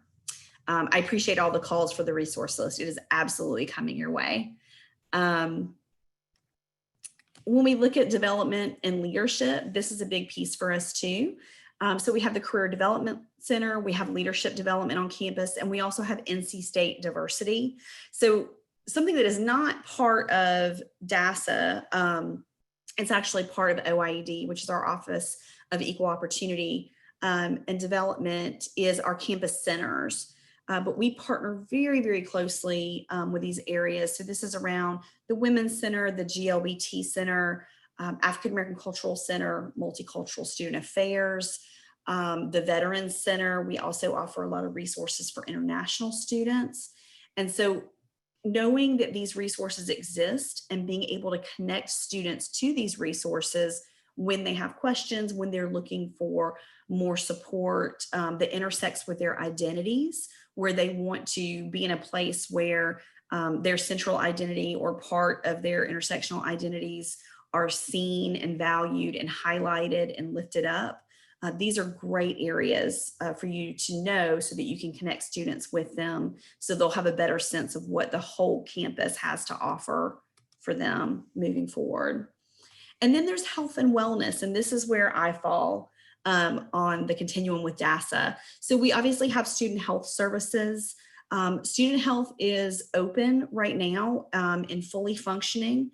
They are seeing some students in person right now, and they are doing testing in our building. They are seeing some students through remote appointments. They're able to do some of their follow-up appointments remotely. So just encouraging a student to check in, look at the resources that are available there. Wellness and recreation is currently not open, given the guidelines that we have right now through the state. But I know they are working very hard to set up some outdoor activities for students and to be ready to go once we have a change in the status in North Carolina. Disability Resource Office, if you are a TA, you are very likely to receive documentation from this office related to students who qualify for accommodations in certain areas. And it's very important, as I'm sure you all already know, to be sure to be in compliance with those, make sure that you follow up and that you're communicating with your students as needed in these areas. And then counseling center and prevention. These are my two areas. So as Dr. Harries mentioned, I'm the Associate Director for the Counseling Center, and I'm also the Associate Director for Prevention Services, which is a separate department, but we're under the same umbrella. So I want to do a little bit of a deeper dive into those areas because I think that these are some of the resources that are incredibly helpful for you to know in your role as a TA, but also very important and helpful for you to know in your role as a student, and to make sure that you all are aware of the resources that you have access to as a student here at the university. So we look at this, we see a difference. There's case management and then there's counseling on our campus. So our counseling center, we have a clinical staff that provides comprehensive assessment. We do individual and group counseling. We do have some couples counseling that we do if both individuals and the couple are full-time students at NC State, both are enrolled. We also have some case management through counseling where we can connect students with off-campus resources. However, if you're looking at a student through CARES or prevention, CARES is a piece of prevention. This is a department that is really outreaching to students in a different way. So we are coming to a time where we're learning things about students. We're having students who are kind of falling off the radar. They're not making it into they're not logging into remote places. They're not doing what they need to do on Moodle. We're concerned about a student. I know if you all have been TAs before, you may get emails from students where they're disclosing a lot of very personal, very challenging things. And in those times, it's important for you to think about connecting them with other resources. And one of the best ways to do that is to make a CARES referral for them. So with this referral, you're just sharing general information about the student, and then someone from our department in prevention will reach out to the student just to offer resources. The student is not in trouble. This has absolutely nothing to do with conduct. This is truly a system where we are just reaching out to students and saying, hey, these are the resources that are on campus. We would love to sit down and talk to you if you would like. We can do a phone call, we can do a Zoom session, or we can just email you some resources. And this has been a really powerful resource on our campus that has evolved over the past 4 years. One of the things we know is that a lot of students will not initiate coming into counseling. This could be related to stigma. This could be related to experiences they've had that have not been positive. And it can also be that not every concern that a student has needs to be seen by a counseling center. Many of them can be addressed through financial aid, through an advisor, through connection with one of our campus partner systems. And so we are able to make connections with all of the different departments in that moment. And often counseling is part of that referral process, but we can also help students navigate that too if they have questions. So I'm going to take a breath and I'm going to look at some of these questions because these are great questions that are coming in. I do appreciate the person, Gianni, who enjoys the double bass in the background. We are a musical family. Music is everywhere. So I love the NC State Arts piece. I will, as I mentioned, I will certainly share the list of resources. Services limited. I appreciate this question, Amanda.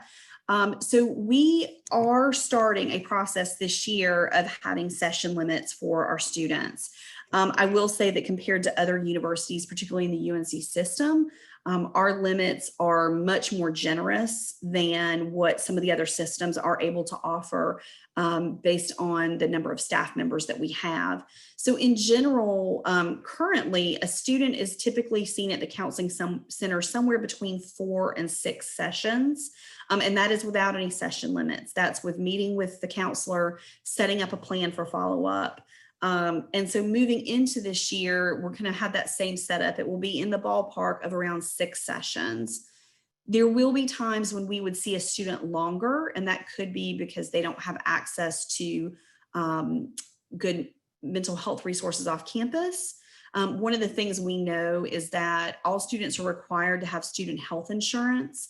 And most students' health insurance does cover some mental health resources, but often the copays are still through the roof, or they have to reach a really large copayment before they're able to connect with those resources. And so we are always going to focus on getting a student connected to the resources they need. And if that means that we see them at the counseling center longer while we're in the process of connecting to resources, we will certainly do that. Students with learning disabilities will have had their accommodations. Yes. Many of these will not always translate well to virtual teaching. Absolutely. I wish I could speak more directly to that, but as someone who doesn't work in Disability Resource Office, I don't have the specific answers. But what I do know is that working closely with DRO this summer, they have been double timing it all summer working in this area. They have been consulting, looking at best practices. They have been adjusting all of their procedures, all of their policies around connecting students with resources. So one of the things that I would strongly recommend is if you have any questions about that as a TA that are not outlined in the documentation that you get from DRO, which I think is actually going to be much more thorough than what we've received in the past, I encourage you to follow up with them, reach out to them. I know that puts another piece on you, but I also think it's going to be worth it in the long run, because I don't know that we're going to be moving away from remote learning completely anytime soon. So I wish there was more of a solid answer in that, but just to say that I know that this is a big part of what's happening in their office right now. Counseling sessions, yes, we are going to stay in a fully remote capacity for the fall semester. So that is true for counseling, that is true for CARES, that is true for any of the prevention resources that we are offering. We will have people physically in the office, if you will, to kind of be in place, connect with if we need to go out on campus to see a student who's in crisis, but we will continue all of our resources online. Now, there are some students who strongly prefer to do sessions in person, and we can connect students with resources in the community. We have several of our partners who are starting to see students in person again, and we can definitely work to make those connections for you if that's your preference. We also have many students who we're working with counselors back home, be that Virginia, California, New York, who are choosing to stay with those clinicians now that they're here, because so many of the licensing rules have been softened during this time, so they're able to stay with the same person. Additional cost, there are no additional costs for additional counseling appointments. The only cost that can be incurred through counseling is for psychiatry. So we do have a full psychiatry staff. Students are offered 2 sessions that are covered by their student health fees. And then after that, there is a $60 copay. If you are part of the graduate student support plan, if you have insurance through the GSSP or through the university, that covers that $60 copay. So it's actually really a fantastic resource if you are covered under that GSSP. Let me keep seeing. Okay, Vanessa shared that there will be some accessibility and include wonderful breakout sessions tomorrow to discuss this. Fantastic. Okay, great. Circling back to some of the other resources that I wanted to share with you. When you're looking, like I said, at that CARES piece, I really want just to remind everyone again that when you're thinking about making a referral for a student, it's better to go ahead and make one and just share the information and let us follow up. We will follow up with you first. So, I'll use Vanessa as an example, but let's say Vanessa refers a student and says, I would love to talk to you about this student. I'm concerned about academic concerns. I would follow up with Vanessa. I would check in with her, see if there are any things about the student that would be important for me to know before I reach out to the student. And then I would then follow up with the student. I do not go back to the student and say, Vanessa told me that you're struggling in this area. We do a general outreach to students. And sometimes students don't respond to us, and that is obviously their choice. And then a lot of times students will respond and say, oh, thank you so much. I really need to be connected to some resources. I recommend that if you have a relationship with a student, that you let them know that you're making a referral. We don't want this to be a secretive process. We don't want students to feel like something's happening behind their back. But we also realize that there are going to be times when you need to report sensitive information about a student, and that it could really hurt your relationship with that student for them to know that you shared that. So we are always going to be mindful about that information. We are very clear that our information that we hold is private, but it's not confidential because we're not under HIPAA. We're part of FERPA in prevention. So when you make those referrals, that's not information that is going to be kept only with us. If we need to include housing, if we need to look at financial aid and talk with them, we're going to reach out to those resources as well. And I mean, I will say in my 3 years of working with this group, I feel like I can't think of one example, honestly, where that didn't come out in the best interest of the student.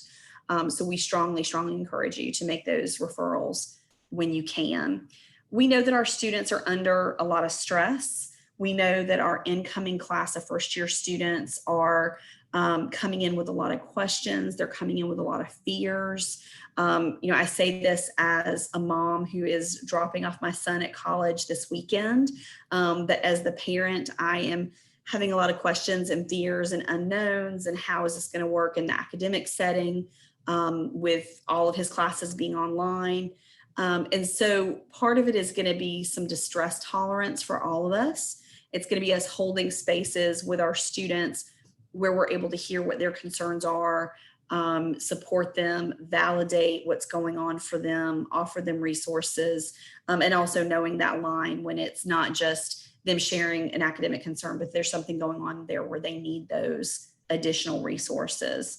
And I will say, prior to everything that we had going on and COVID coming around, our students were already struggling at a level that we haven't seen. It's unprecedented for us working at a university. So we know there are concerns around racial trauma, identity damage, harms, hurts, pains. There are issues going on all over the world that are incredibly impacting our students. That has always been the case, but we are highlighting this more so. Our students are feeling more impact from this. And it is our responsibility, I believe, as a university and as a community, to highlight the importance of offering resources and support for students in these areas as well. So we're being mindful of all of the things that are impacting our students and letting them know that we care about them beyond just the topic that we're teaching in the classes. We know that our students are under a remarkable amount of financial stress. The number of students who were referred last year for financial stressors went up 150%. We also know that family stress is a significant piece of this as well. When we're looking at making a connection with our students, one of the things that it's important for us to know in your role as a TA, in your role as an educator, is that when a student is struggling academically, that about 80% of the time that struggle is related to something that is mental health focused. So I like to repeat that one, that 80% of the time that a student is struggling academically, that the student is reporting that it is related to something mental health focused. So this could be depression, anxiety, substance use concerns. It can be loss, which is a significant part of what our students experience, and sadly, something that we're going to see a lot more this year. It can be relationship concerns. We actually know that romantic, intimate relationships cause the highest intensity of distress for students. And that's something that we need to pay close attention to in our own personal lives. And also, if we have a student we're concerned about who is showing more signs of depression, anxiety, hopelessness, or particularly any risk factors or suicidal thoughts following a breakup, these are some things that we want to pay particular attention to. As far as looking at being a responsible employee, this is very key to the work that you're going to do. So as a TA, you are a responsible employee. And essentially what that means is that there is a responsibility that you would share information related to Title IX discrimination. There will be some follow-up information about that, but essentially when we have an employee or a person who is it's reasonably believed by the student that you are in a role of authority, there is an expectation that if a student discloses information to you about sexual discrimination, that information will be shared with Title IX. Again, there will be some more follow-up information to come for you related to this, because I know that can be a confusing piece for many of us. And all of you should have been or should have gone through the process of the Title IX training in your first semester here. And so you will already have that information about Title IX and how NC State reviews Title IX cases, and how the responsible employees are connected to the OIED department in those spaces. So you'll have a little bit of a background, but more information will be shared with you when I send the resource list over as well.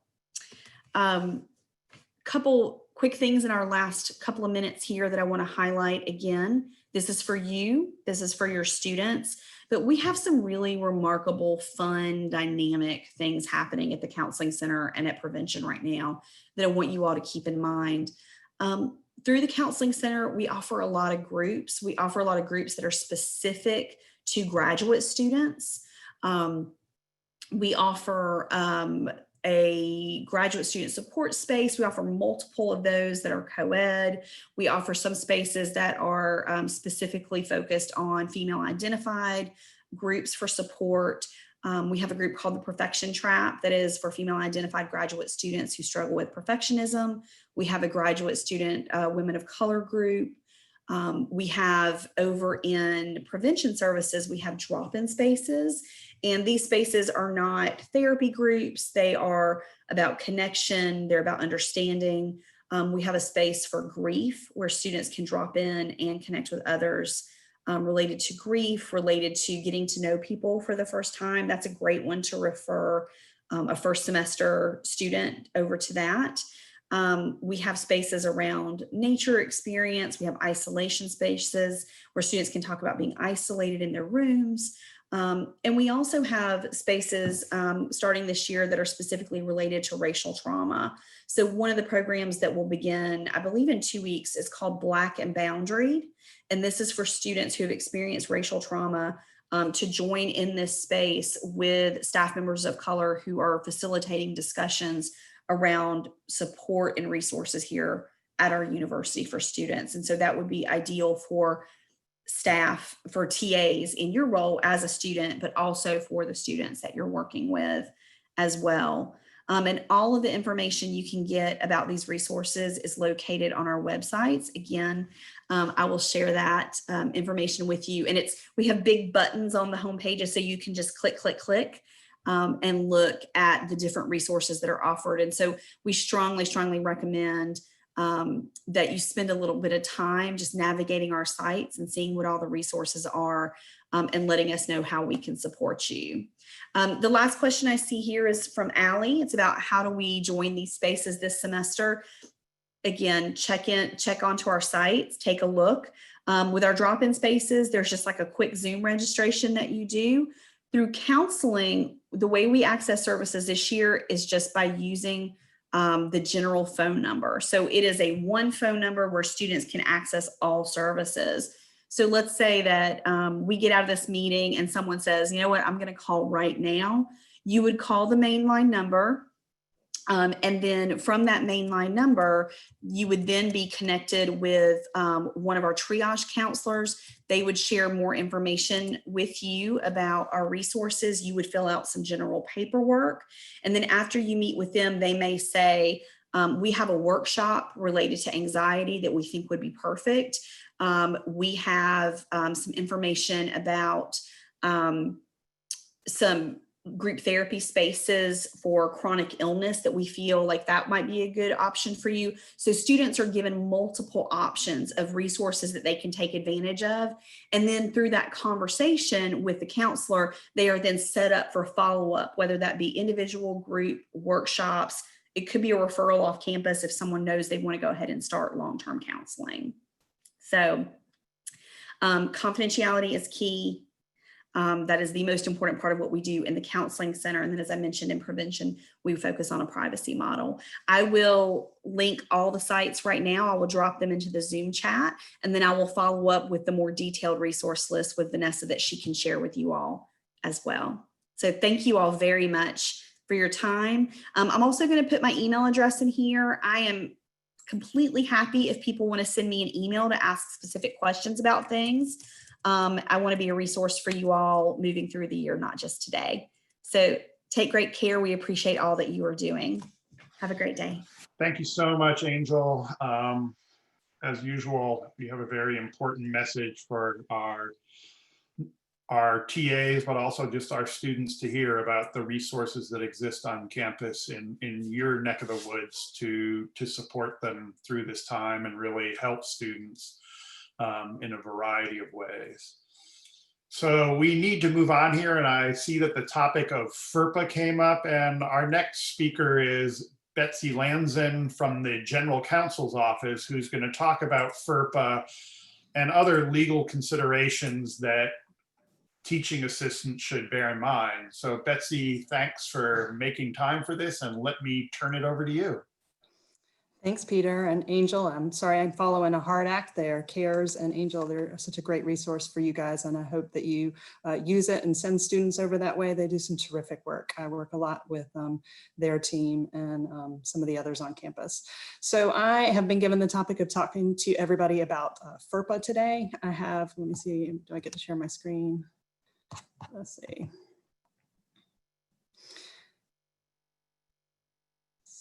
My internet has been a little bit slow, so let me see if this, are you guys seeing my TA training or are you seeing my FERPA regulation? Nope, we got the TA training. Awesome. And so there are a couple of interesting points to put up about it. FERPA, I'm sure you guys are all very familiar with it, but if you're not, it's the Family Educational Rights and Privacy Act. And so it's sort of our Bible for sharing information about students and their educational records. So FERPA prohibits NC State from disclosing any kind of student education record or any information even contained within that educational record. So even just sort of reading from it or telling people about the information that's in an educational record is prohibited unless it's given it just to the student, or if the student provides consent, or there are a number of exceptions that will apply that we can talk about today.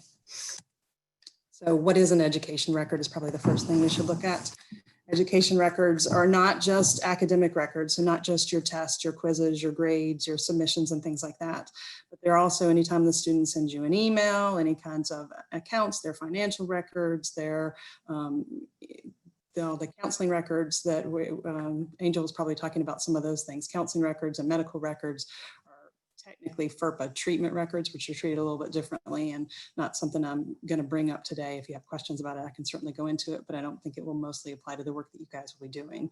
But anything else, so if you do a concerning behavior report about a student, that is an educational record of the student, and anything that even some of the records that are sent over to police can be, not their police investigation records, but lots and lots of things fall into educational records, including your Zooms. If you're doing Zooms or of your classes are going online, a lot of those, if they're being recorded, they can be a FERPA record. If they're it can be an educational record of a particular student if that student talks during your class, or if they submit some questions. If it's able to identify a particular student, then it becomes a FERPA educational record. Now, if your recording is just of you talking, that's not an educational record of any of the students. That's just a regular old university record. So student records are, is a large piece, and then the education records are almost everything that we do involving students. There are a couple of things that are not, like for example, the online class where it's just showing the teacher talking about it rather than talking about any of the particular students would not be an education record. So it's only a small subset of things related to things we do at the university that are not educational records. And so as a general rule, before disclosing an education record or any information in it, you've got to get a signed consent form from them. And we have lots of those on our website. The Office of General Counsel website has FERPA forms on it.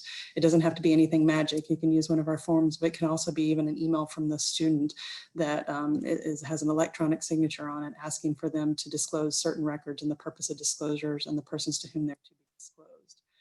For the most part, unless they're asking for something about just a record from your class, like a grade or something like that, all requests for FERPA information should go into our Office of General Counsel office. We have a privacy officer who's in charge of releasing all of those records for the university. So you can punt that off of your list of things to do unless it's very small and specific to what you're doing in your class. I want to talk a little bit about some of the exceptions to FERPA on when you don't have to have a written consent from the students. One of those is directory information, and directory information under the statute gives some discretion to the universities to define how they want their directory information, what information they want to be included in it. And so I don't have it pulled up here on the screen, but our directory information was in fact just recently changed this year with all of the COVID stuff to be able to help the census gather information about our students. But currently, the way that directory information is defined, it includes stuff about the student's name, their email address, their enrollment status, whether they're a freshman, a sophomore, what their major is, the dates of attendance, any sort of honors they've received, degrees and awards. For student athletes, it includes their weight and height, and then whether they're participating in any recognized activities or sports, and the most recent educational institution attended. And then we also have a small category of other things for purposes of the census that if the United States Census Bureau is asking, we also can release without the student's consent particular information about students who reside on campus where they live, just to be able to be counted in the census. And so if they're asking, if you need to, for instance, share your roles with stuff in the class to be able to have small group settings or things like that, it is possible for you to be able to disclose to people in your class the names of the people in their emails unless they've opted out of directory information through the MyPac. Another exception to FERPA when you don't have to consent are school officials with a legitimate educational interest. And this is how we have information flow throughout the university for the most part. And so it has to, you can't just give it to any university person. So you wouldn't just post your grades and give it to any information about the student in your class to any other employee on campus. They have to have a legitimate educational interest. But for instance, if you were working with Angel and her CARES team and were notifying them about a student that you were concerned about, then you certainly can share information with the CARES unit about that. And then CARES can call and ask you about the grades, whether they're in attendance, and all those sort of things are okay for you to be able to share for a student that we have a legitimate educational interest in and are monitoring, because they're either in our CARES or they're on the BAT radar for threat assessment or a number of other pieces. Now, if they don't have a legitimate educational interest or you have a question about that, you're always welcome to call the Office of General Counsel, and there are several of us that will be happy to help you walk through that and figure it out. The next big category of FERPA exceptions have to deal with a health or safety emergency. And so if you are worried about a shooter on campus, or even worried about a suicidal student or something like that, and so something that you fear is an imminent concern, you can certainly reel anything about that student in a health or safety emergency. It also allows us to be able to communicate sometimes with parents or others or counselors about educational interests of the student without a consent. We try to go the consent route first. That's one of the things I should probably back up and tell you. From a FERPA standpoint, even if we are allowed to release some information from FERPA, it doesn't necessarily mean we're required to. And so sometimes, particularly if a student asks us not to, we might think a little bit longer and harder about releasing some information to their parents. But in a health or safety information, even if a student's asked us not to, we'll weigh those, do a balancing test to figure that out, and our office can help you with that. What I thought I'd do, it's a little bit harder in this Zoom setting to figure out how to go about doing this and do an interactive question and answer, but I thought I would at least walk through an example, and it's not very exciting, but I'll help walk through what the answers are as we go through it. So you've got a student in class, and the student in this example is John, who's your star student last year and is now in a new course with you. And so you know what John is usually like, and he's usually sort of well-kept and demeanor and always on time. But today he shows up disheveled, he smells of alcohol, he's talking to himself, and you're concerned. And so the question is, who can you report this information to? And so I've just listed a couple of different examples. Can you report it to the professor in your class, the associate dean? Can you report it to the counseling center, the BAT or CARES, campus police? All of these folks that are on this, including the campus newspaper, are all folks that it's possible for you to report this information to. And the reason is, because we go back and look at the example, these are all things that you've observed. They're not actual documents or records. So these are things that you noticed when you were looking at him, how he looked, how he was talking, and how he smelled. And so those are not protected by FERPA. And so you can tell anybody you would like to. Now, whether or not, just because you can, doesn't necessarily mean that you will, or one would report that, and you might have other consequences that might arrive if you called the technician and told them about it. But from a legal standpoint, it would be okay. So now we'll just take that same example, and his behavior is now continuing, and now you decide to take a couple of notes about him because you think it's strange and you want to remember about it and think about it.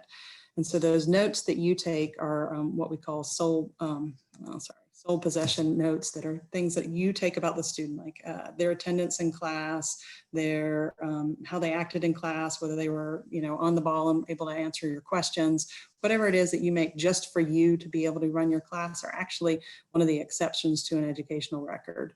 If you're meant to share them with others and are meant to share them with lots of other pieces, maybe I'm trying to think, you're making notes for the bat team, or the bats ask you to take notes about that. If you're making them for some other purpose than for yourself and your class, then it's an educational record. But if it's a note to yourself, it is not an educational record, and so you don't have to disclose it. So now we're continuing on with our example, and John sends you an email after class marked personal and confidential and don't share. And basically he tells you that he's feeling suicidal. I'm tired of it all, and I think it's time to end it. Don't tell anyone. It's been great to know you. Even though he says do not share, I hope you would all reach the conclusion that this would be what we would consider a health and safety emergency, and would be information we want you to share right away. And so you could call the university police to be able to do a welfare check.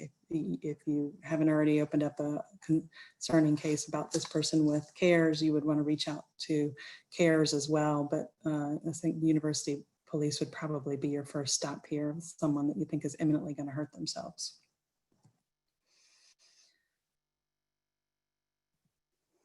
And that's all that I was going to talk about from the FERPA standpoint. And so the last little bit I have here I think I have 2 minutes left, is a little bit of a downer here on the interpersonal relationships policy I get to remind you guys about. So it's NC State Policy 042006, and it prohibits improper relationships between our instructors and our students. And so a university employee who has any educational responsibility for any student may not have any sort of amorous or familial relationship with them, or would be subject to discipline with the university. And then you also, whether you are teaching them or not, may not engage in any kind of sexual activity with anyone who's a minor under the age of 18, even if that person consents. So those are kind of the quick and dirty version of FERPA and our interpersonal relationships policy. I don't know whether anybody has questions about that, but I would be happy to answer those if you do.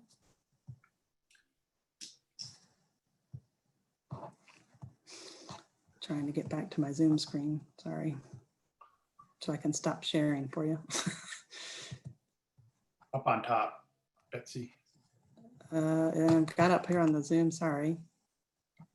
So you should be able to end sharing up on top. Oh, there we go. Well, thank you very much, Betsy. I know we didn't give you a heck of a lot of time, and you did admirably to get all that in 15 minutes. So I really appreciate you taking the time out to talk about this, because it is an important issue. And I think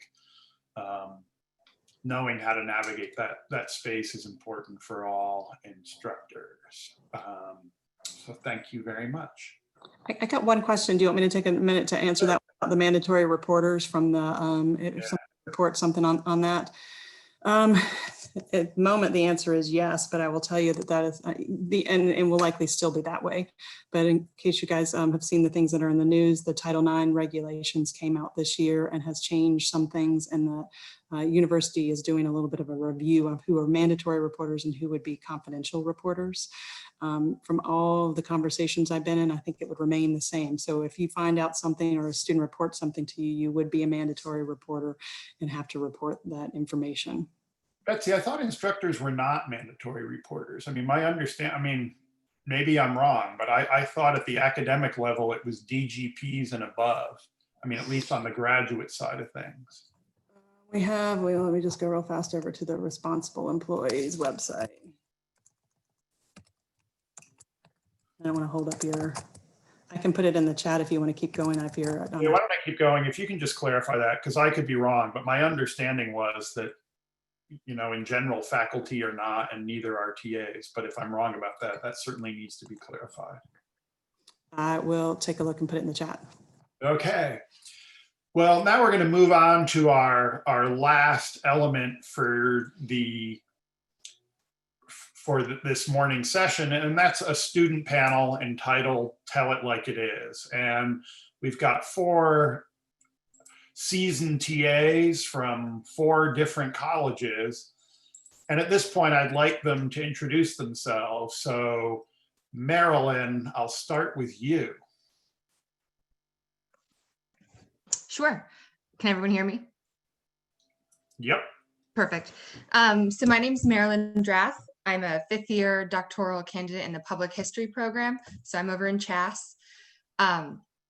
Including this upcoming year, 4 out of my 5 years have been in some form of TA-ship. So when I first joined the Wolfpack community, like many of you sitting in the audience today, I was assigned a faculty member that I would TA with. Me, along with, there were 3 other TAs. We would sit at lecture, monitor students, take attendance, sort of more administrative assistance like that. And then on Fridays, we would have a discussion section or recitation section that we got to individually lead. So that sort of got my feet wet with TAing. So it was really exciting. Did that for the first 2 semesters. And then my other TA-ships, in subsequent years, I was acting as an autonomous instructor or an instructor of record. So there I was responsible for course design, creating the assessments, evaluating students, handling classroom management issues. So those are the 2 main sort of TA-ships that I've dealt with. Things that have really helped in both sort of first getting my feet wet, first couple semesters, and then teaching on my own at the university have been all the workshops that are available. And I'm sure you all will find oodles and oodles of workshops available through all the email communications that we get from the university. Definitely the ones from the graduate school. Vanessa and her team send out a lot of them, especially those offered through the Teaching and Communication Certificate. Those have been fantastic. Some of the ones that just popped to my mind that were really useful were the working with first generation students, which NC State has quite a few of, writing to learn activities, so sort of some in-class activities to get the wheels turning for all of our students, especially if, like me, you end up teaching at 8:30 in the morning. What else? Another really helpful workshop that has helped me with my teaching responsibilities is one on course evaluations, right? So at the end of the semesters, you will get all sorts of evaluation and feedback from students, and that can feel really overwhelming. But some of the workshops help you process that and improve your teaching over time. Delta and the online learning technology staff have oodles of workshops as well, especially as a lot of us are transitioning to virtual or hybrid teaching environments. And the library, lastly, has a lot of really neat resources on how you can incorporate their staff, their collections into your teaching as well. But with that, I'm happy to answer any questions. I'll keep an eye on the chat, or if anyone has any that they would like to ask. Yeah, before we get to questions, we got 3 more people to introduce. So Sure. certainly start putting your questions into chat. But our next is Javier from the College of Engineering. Hello, everyone. Yeah, I'm just starting my 5th year as at the PhD program at the Chemical Engineering department. And I actually decided to go to grad school because I have a passion for teaching, and I really want to eventually be an instructor, a teacher, maybe a professor. My experience TAing, my program requires 2 semesters of TAing as part of obtaining the degree. And those were really good experiences. I was able to get to TA a couple of 400 level classes really big classes. And it was a very enlightening experience because I'm not American. Come from a different academic culture. We don't really have TAs from when I come from. So it was a very enlightening experience, a very enriching experience, make me even more interested in teaching. That's why I took advantage of all the professional development opportunities that the graduate school offers, such as the teaching communication and the writing certificates. Currently, next semester, I'm going to start participating in the preparing the professorate program, which is a very important way of getting teaching experience if you are interested in developing more. Well, and that's about me. Okay, thank you very much, Javier. Latasha, you're next, and Latasha comes from the College of Agricultural and Life Sciences. Yes, so I'm Latasha, and this is my 4th year, and I have been TAing for the last 3 summers. So I've been doing a summer school class, which it's always been asynchronous. And the interesting thing about asynchronous is that a lot of people think you don't really have to interact with students that much, but the interaction is definitely there. So if you have any questions about teaching an asynchronous class online, I could probably answer those. So I became interested in teaching because I'm also a registered dietitian, and just teaching clients and patients about nutrition, I just wanted to expand on that more. And so the class I've been teaching is Food and Culture, which is a very interesting class, and it's also an elective class. So the people that are taking it actually want to take it. And so it's a choice. And so we try to make it as interesting as we possibly can with it being an online class. I have also participated in a lot of the graduate school teaching and communication classes, which that is a great way to get some teaching experiences. And also the PTP, which was just mentioned, I did that last year, and that's also a great way to not only get teaching experiences, but also to come in contact with a lot of different people outside of your department, which I find to be very enlightening when you're a dietitian with a lot of words and you talk to people from other departments that may not have as many words as you do. So actually the teaching and writing certificate, if you have time, I definitely suggest doing that. So. Thank you very much, Latasha. And last but certainly not least, Wynn from the College of Science. Whoops, you're muted, Wynn. Thank you for that. My name is Wynn. I'm from the College of Science. I'm specifically in the Department of Math. I've been on a TA-ship for all of the semesters I've been here, and I'm entering my 5th year now. The roles I've filled have kind of changed from just being a grader or a recitation leader or instructor of record. I've been the sole instructor of record for 3 courses now. And that involves creating exams and course structure and everything along that. Some of the things that I've enjoyed and to help become a better teaching instructor is all the certificates that have put on through the school, either by the graduate school or even for the Office of Faculty Development, which a lot of the things they put on us as grad students are able to go to. So some of the things we've talked about, like the teaching communication certificate, but also the inclusive teaching certificate, accessibility in the classroom, Project Safe Allyship, all of these have been useful for my experience and have been useful for seeing people outside of my own department. Okay, well, thank you very much, Wynn. At this point, I would encourage you all to enter some questions in the chat. But let me just start off. I mean, a few of you have taught a complete class on your own, like you, Wynn. I mean, what did you find there to be the biggest challenge in terms of sort of making the transition from being a, quote, normal TA to the instructor of record, and how'd you deal with that? So to some extent, there's just a lot more things that I was in control of that I wasn't in control of before. A big thing that I've at first was very apprehensive about, and that talking with peers that I've seen is also something that's kind of spooky at first, is if you're in a course where you have to design your own exams, how to design that to be fairly reflective of like the student's knowledge. But I think there's a lot of information that you can get from talking with your peers. There's hopefully in any of your departments, there's people that have taught those things before, and I've found a lot of help by going to those people. And of course, the graduate department is happy to answer those things. Whenever I've been an instructor of record, I've had a faculty advisor linked to that specific course in addition to my regular research advisor. And those are questions that I can go to them as well for.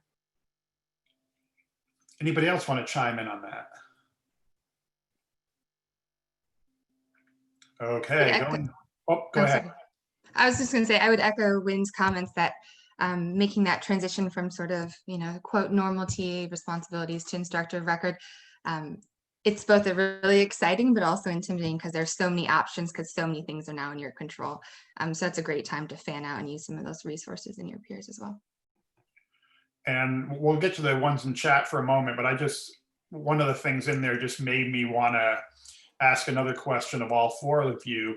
If you were TAing last semester, how did you deal with the transition to, or you were an instructor of record? I mean, how challenging was that pivot to online if you weren't already in that mode?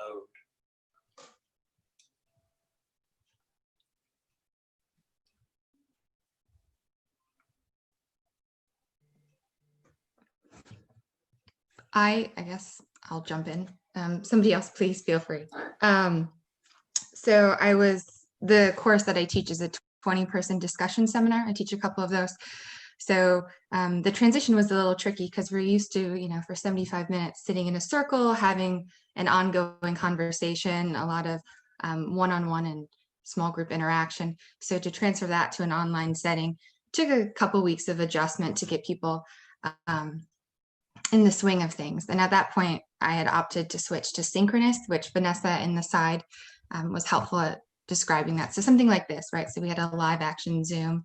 But yeah, so sort of switching over was a little tricky. So, but again, lots of resources, things like that available to help you navigate that. Anybody else want to chime in on that? No, okay. Here's an interesting question. How did you manage preparing for classes as a TA and doing your own coursework? How do you juggle that workload? Well, yeah, that's a little tricky because, well, at least in my experience was that, I take coursework in my program during the first year, mandatory coursework. It was a little bit difficult at the start because you have to find how to manage your time, right?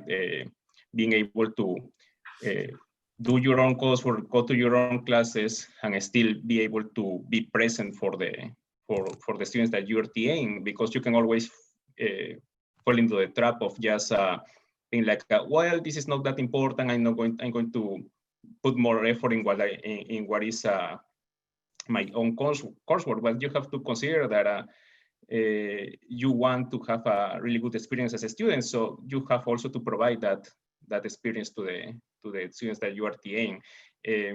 I know that it can be difficult at first, especially in grad school, to be able to manage time, but like I was saying, the good thing is that the grad school and the own department have many resources for managing time and managing the difficulties that come with adapting to grad school. At least that's my experience. It was tough, but survivable. Anybody else want to add to that? I'll say something. I'll go right ahead. Well, I was just going to agree with that. You definitely have to have a great sense of time management, and not just time management, but also knowing kind of what your mental capacity is for that moment where you're not trying to take too many classes while you're also TAing. So you kind of have to figure out all the other things that are happening in your life, because of course it's not just about TAing and taking the classes, but you also need rest and to eat and all of the things. So definitely time management and trying to be on a schedule as much as you can, which can be hard these days. So just kind of I pretty much try to separate the things that I do so that I can move from one task to the other and they don't kind of all run into each other. But time management and also recognizing that you are a human being who needs rest and sleep and all the other things. So. And good nutrition. And good nutrition. Go ahead, Wynn. My comment would be really similar to that in the sense of enforce boundaries. It's really easy to want to pour in a lot of time and energy into the class you want to TA. And it can be really easy for, if you're not an instructor of record, for the professor or who is the instructor of record to kind of ask you of things that they might not even realize is part of your responsibility. And so knowing what your actual responsibility are and making sure that you don't let yourself give all your time into those things is really important, because in a sense, your courses are what you're here for. So make sure you respect that as well. Here's another question from the chat. Do you have any, does someone want to add something, Marilyn? Do you have any tips for first-time TAs leading a small discussion section? I want it to be engaging, but also realize a lot of that depends on whether or not students show up prepared. Any engagement tips? Well, I say that not only for classes, but in general, when you're speaking to an audience, it's important to maybe really start making a point of why this is important, or why this is, cool to learn or interesting. Maybe you don't have to lead or start with directly with what you want to discuss, but why it's important to discuss this topic, right?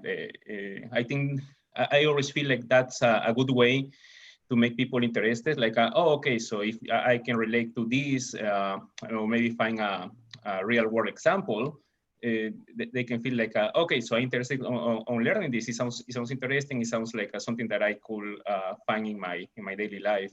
And after that, it's just about to keep asking questions, and you can even just call on specific students if you have to, and ask them what are their opinions if they are maybe a little bit shy, right? Anybody else?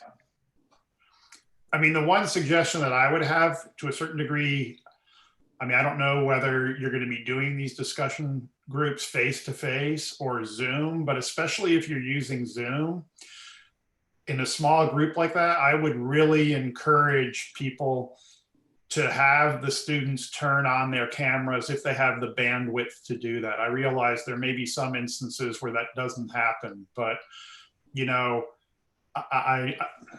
I find that when you can have much more contact that way, even if it's through Zoom, than if you're just looking at a bunch of names on a screen. And I think if you're trying to engage them, trying to get that done is super important. Any other questions? So I was going to say, I see a question over about asynchronous classes and how to best make yourself available as a TA for your students. So a couple of the things that I did this summer, because this summer I was actually instructor of record, so I got to change a couple of things in the way that the class was being done. One of the things is that I made clear in the syllabus how I could be contacted, and I gave a variety of options. So, email, we could have Zoom meetings, that kind of thing. And the other thing I did, probably after maybe the first 2 weeks, because it was summer school, so it's only 5. After the first maybe like 2 weeks, week and a half, I actually sent out a survey that had a couple of questions on it, asking people how they were doing and, you know, what was helpful in the class, what wasn't helpful, and were there any changes that I could make that, you know, right then that would be helpful. So that was actually really good because I got a lot of feedback and I was expecting people to kind of blow it off, but actually they didn't, which was really good. And then at the end of that survey, I did ask, you know, if they wanted me to reach out to them to make an appointment over Zoom just to talk about how things were going in the class. And so for me, that was that was a component I actually added to the class. And so for me, that helped a lot. And I think it also helped the students to know that, you know, they could talk to me if they weren't feeling comfortable or if, you know, it was too much information or things were going kind of astray for them at, you know, early in the course. So for me, that was just kind of sending out that survey was a really big thing, just asking them how they were doing and letting them know that I was there and that they could reach out to me. So. Anybody want to add to that? That's great, Latasha.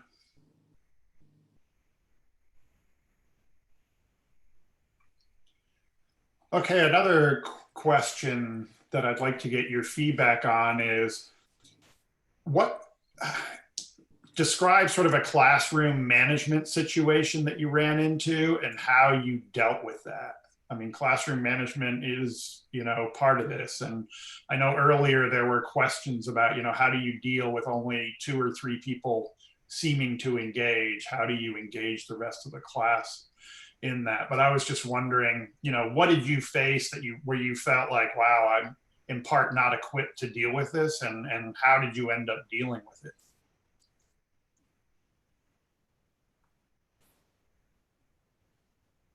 Well, I had an opportunity where, well, this is just an example of what happened to me, right?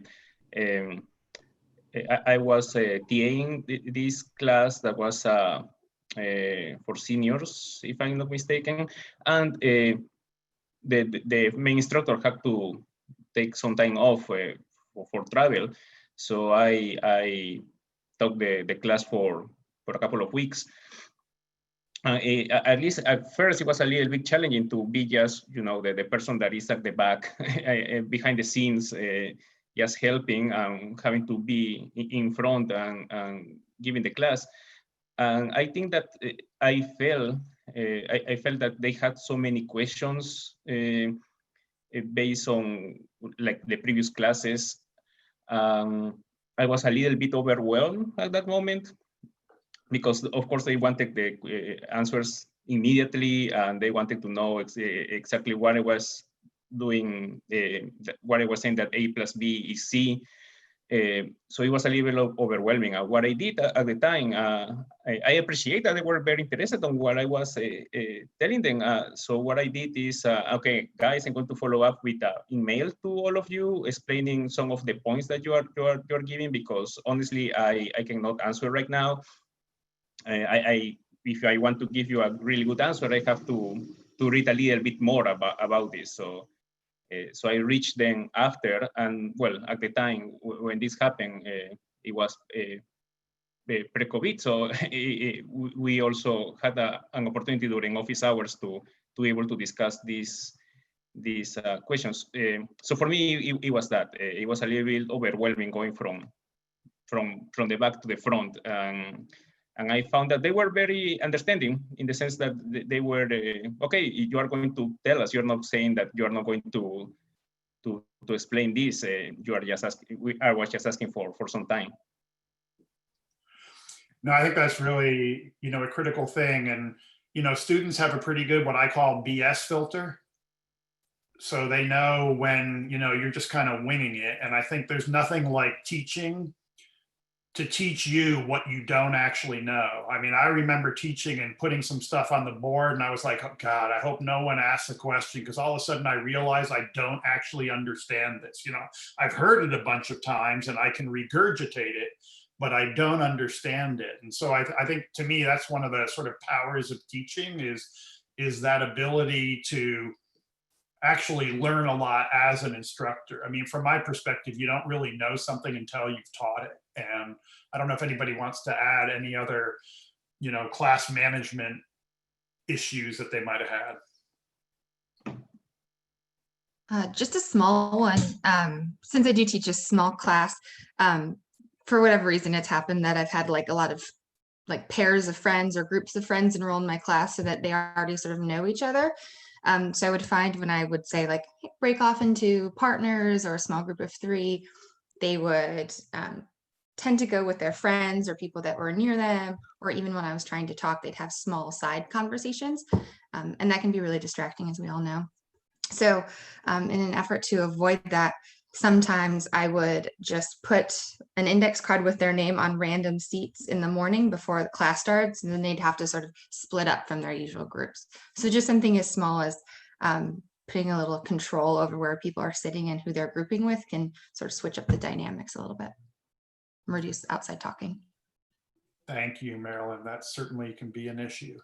I mean, that's one of the nice things about Zoom and using breakout rooms is you can control who's meeting with whom. And sometimes it is good to split up those groups that aren't always maybe as effective as you'd like them to be. Anybody else want to add to that? I guess one of the things with online learning is assessments and assessing students. And so one of the things, of course, with giving online exams is that they can use each other if they felt so led. So one of the things that I kind of, again, learned and looked at this time around was creating more assignments that were personal assignments to the person outside of the exams and the content of the class, which meant that they could talk about it, which would be great because that was part of the class structure as far as discussing different foods and culture, but not putting so much emphasis on, exams and being able to just regurgitate some of the information just by the exams is always also a good way as far as doing online classes, as far as trying to manage, what's going on and making sure that people are actually learning and growing in whatever area that you're trying to push them into or get them to go into versus putting all the stock in their exams. So let's move to another question. How did you use feedback? Well, what sort of feedback have you received from your various teaching experiences, and how did you use that to improve?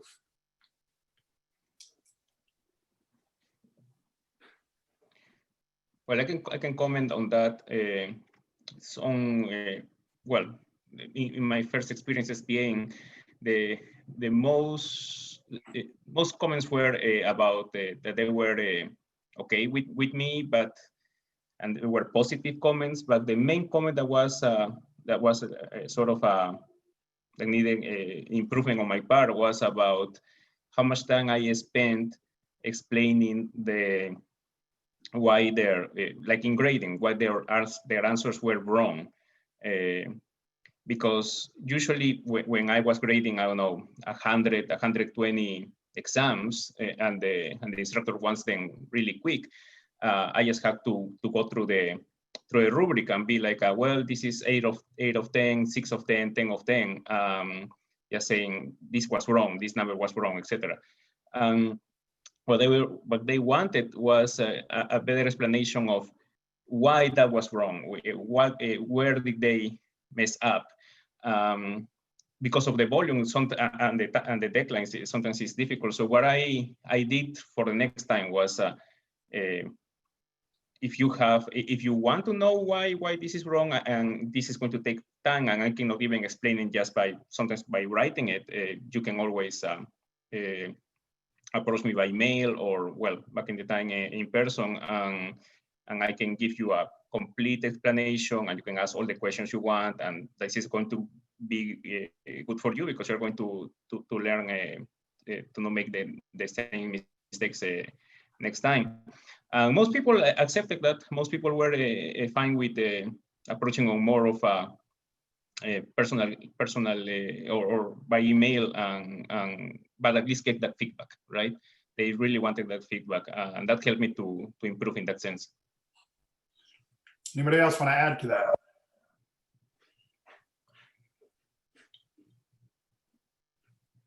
One thing for me, especially after my first semester of teaching autonomously, a lot of the feedback was like, really interesting class, but a lot of reading or something like that. And I'm coming from history, and historians tend to read a lot. That's pretty common for our discipline. But comments like that help me remember that a majority of my students do not come from humanities or reading heavy disciplines. So even something that felt light to me still felt heavy to them.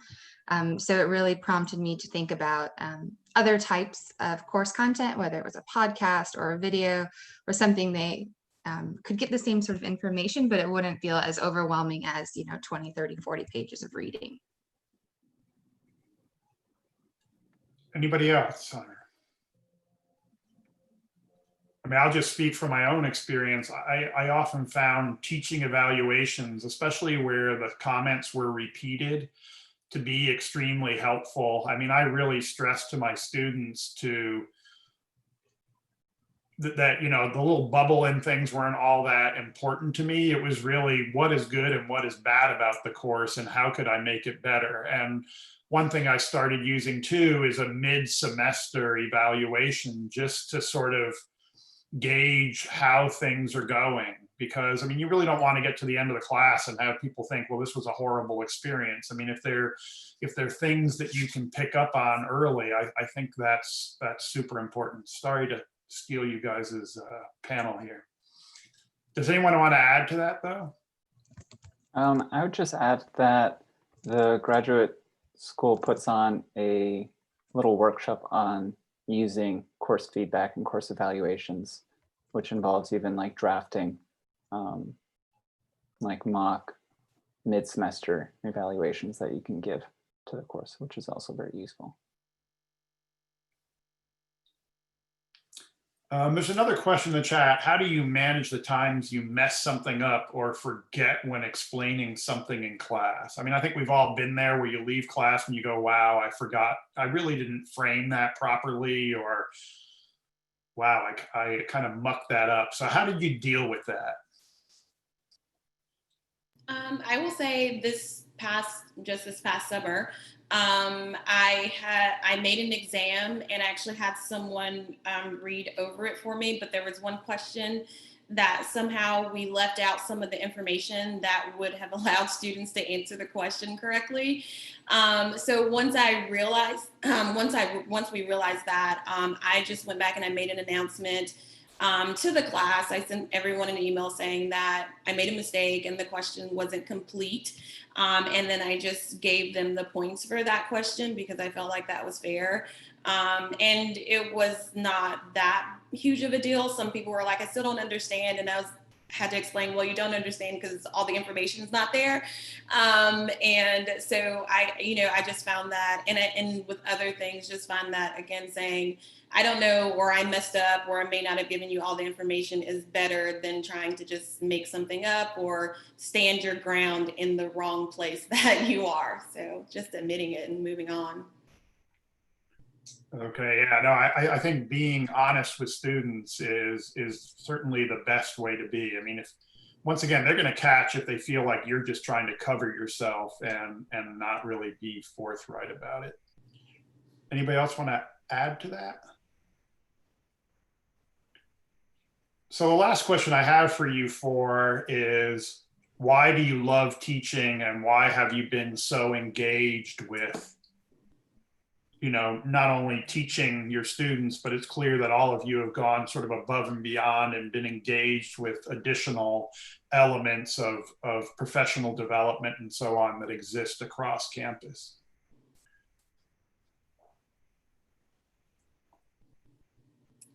Go ahead, Latasha. It looks like you're ready to go.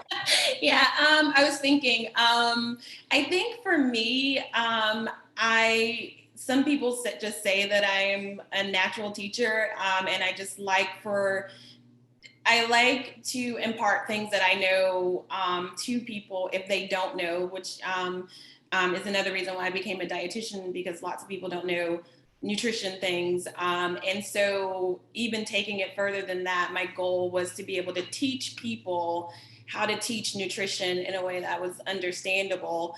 And all of the professional development things outside of that have helped me to to recognize and realize the difference between teaching and lecturing, which I think is essential. Something to know when going into this is that you're teaching to people who don't know what you know most of the time.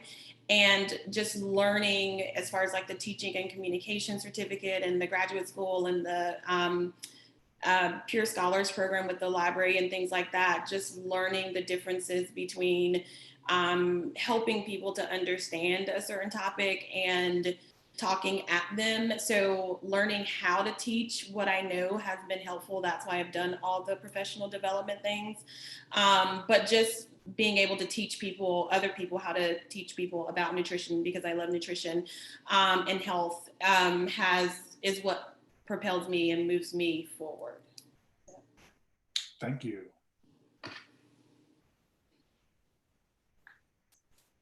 Javier, you want to go? I'll go. Okay. So after I finished my undergrad, I worked for a while in industry because, as I mentioned before, I'm a chemical engineer. And honestly, the thing that I really like while working there was teaching the new interns how to do things, to train people. So that made me notice that my real passion was more about teaching than actually working at a plant or something similar. And also many of my friends before coming to grad school, I was surrounded by teachers, and I really like everything that were saying about education, and they were very passionate about what they were doing. So that sort of seeped into me.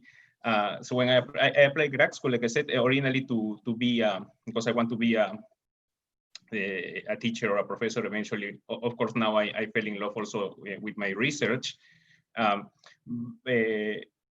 But similar to Latasha, when I came here, I noticed that the grad school had these very nice and very interesting programs and workshops that actually made me notice that I was at a very basic level in my teaching, but thanks to all of this, I feel very confident now after taking all these workshops and development series for the last 2 years, particularly with Vanessa. I feel like I really am confident in my teaching. I can be in front of people and talk and be able to engage them and tell them what they expect to hear.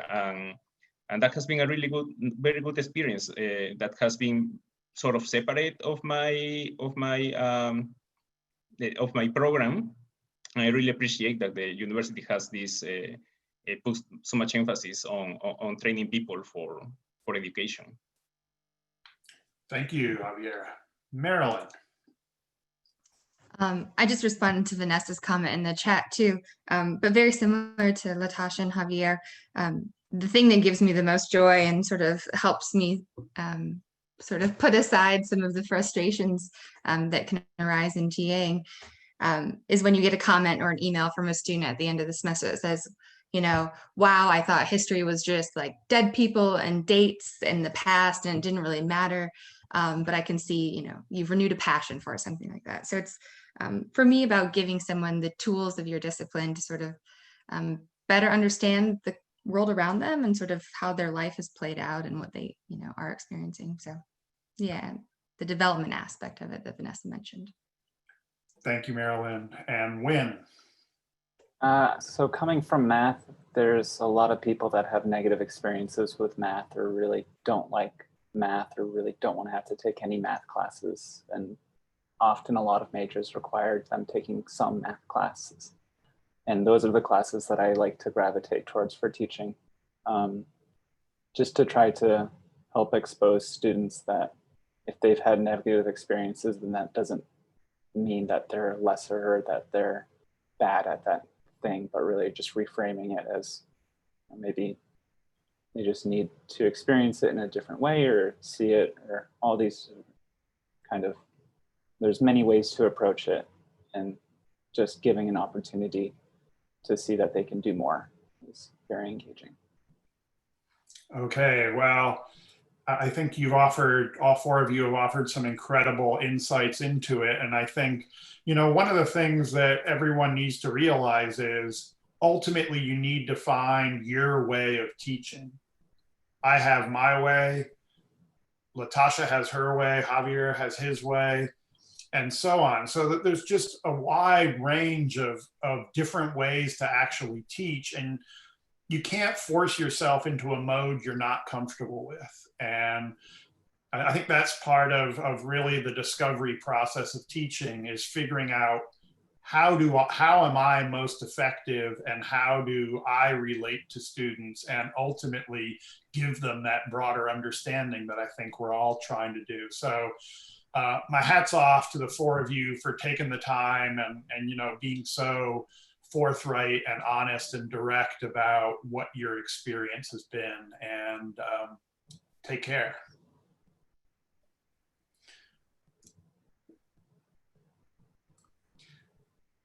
So the last thing I'd like to cover for today, Vanessa, are you gonna put that? Thank you.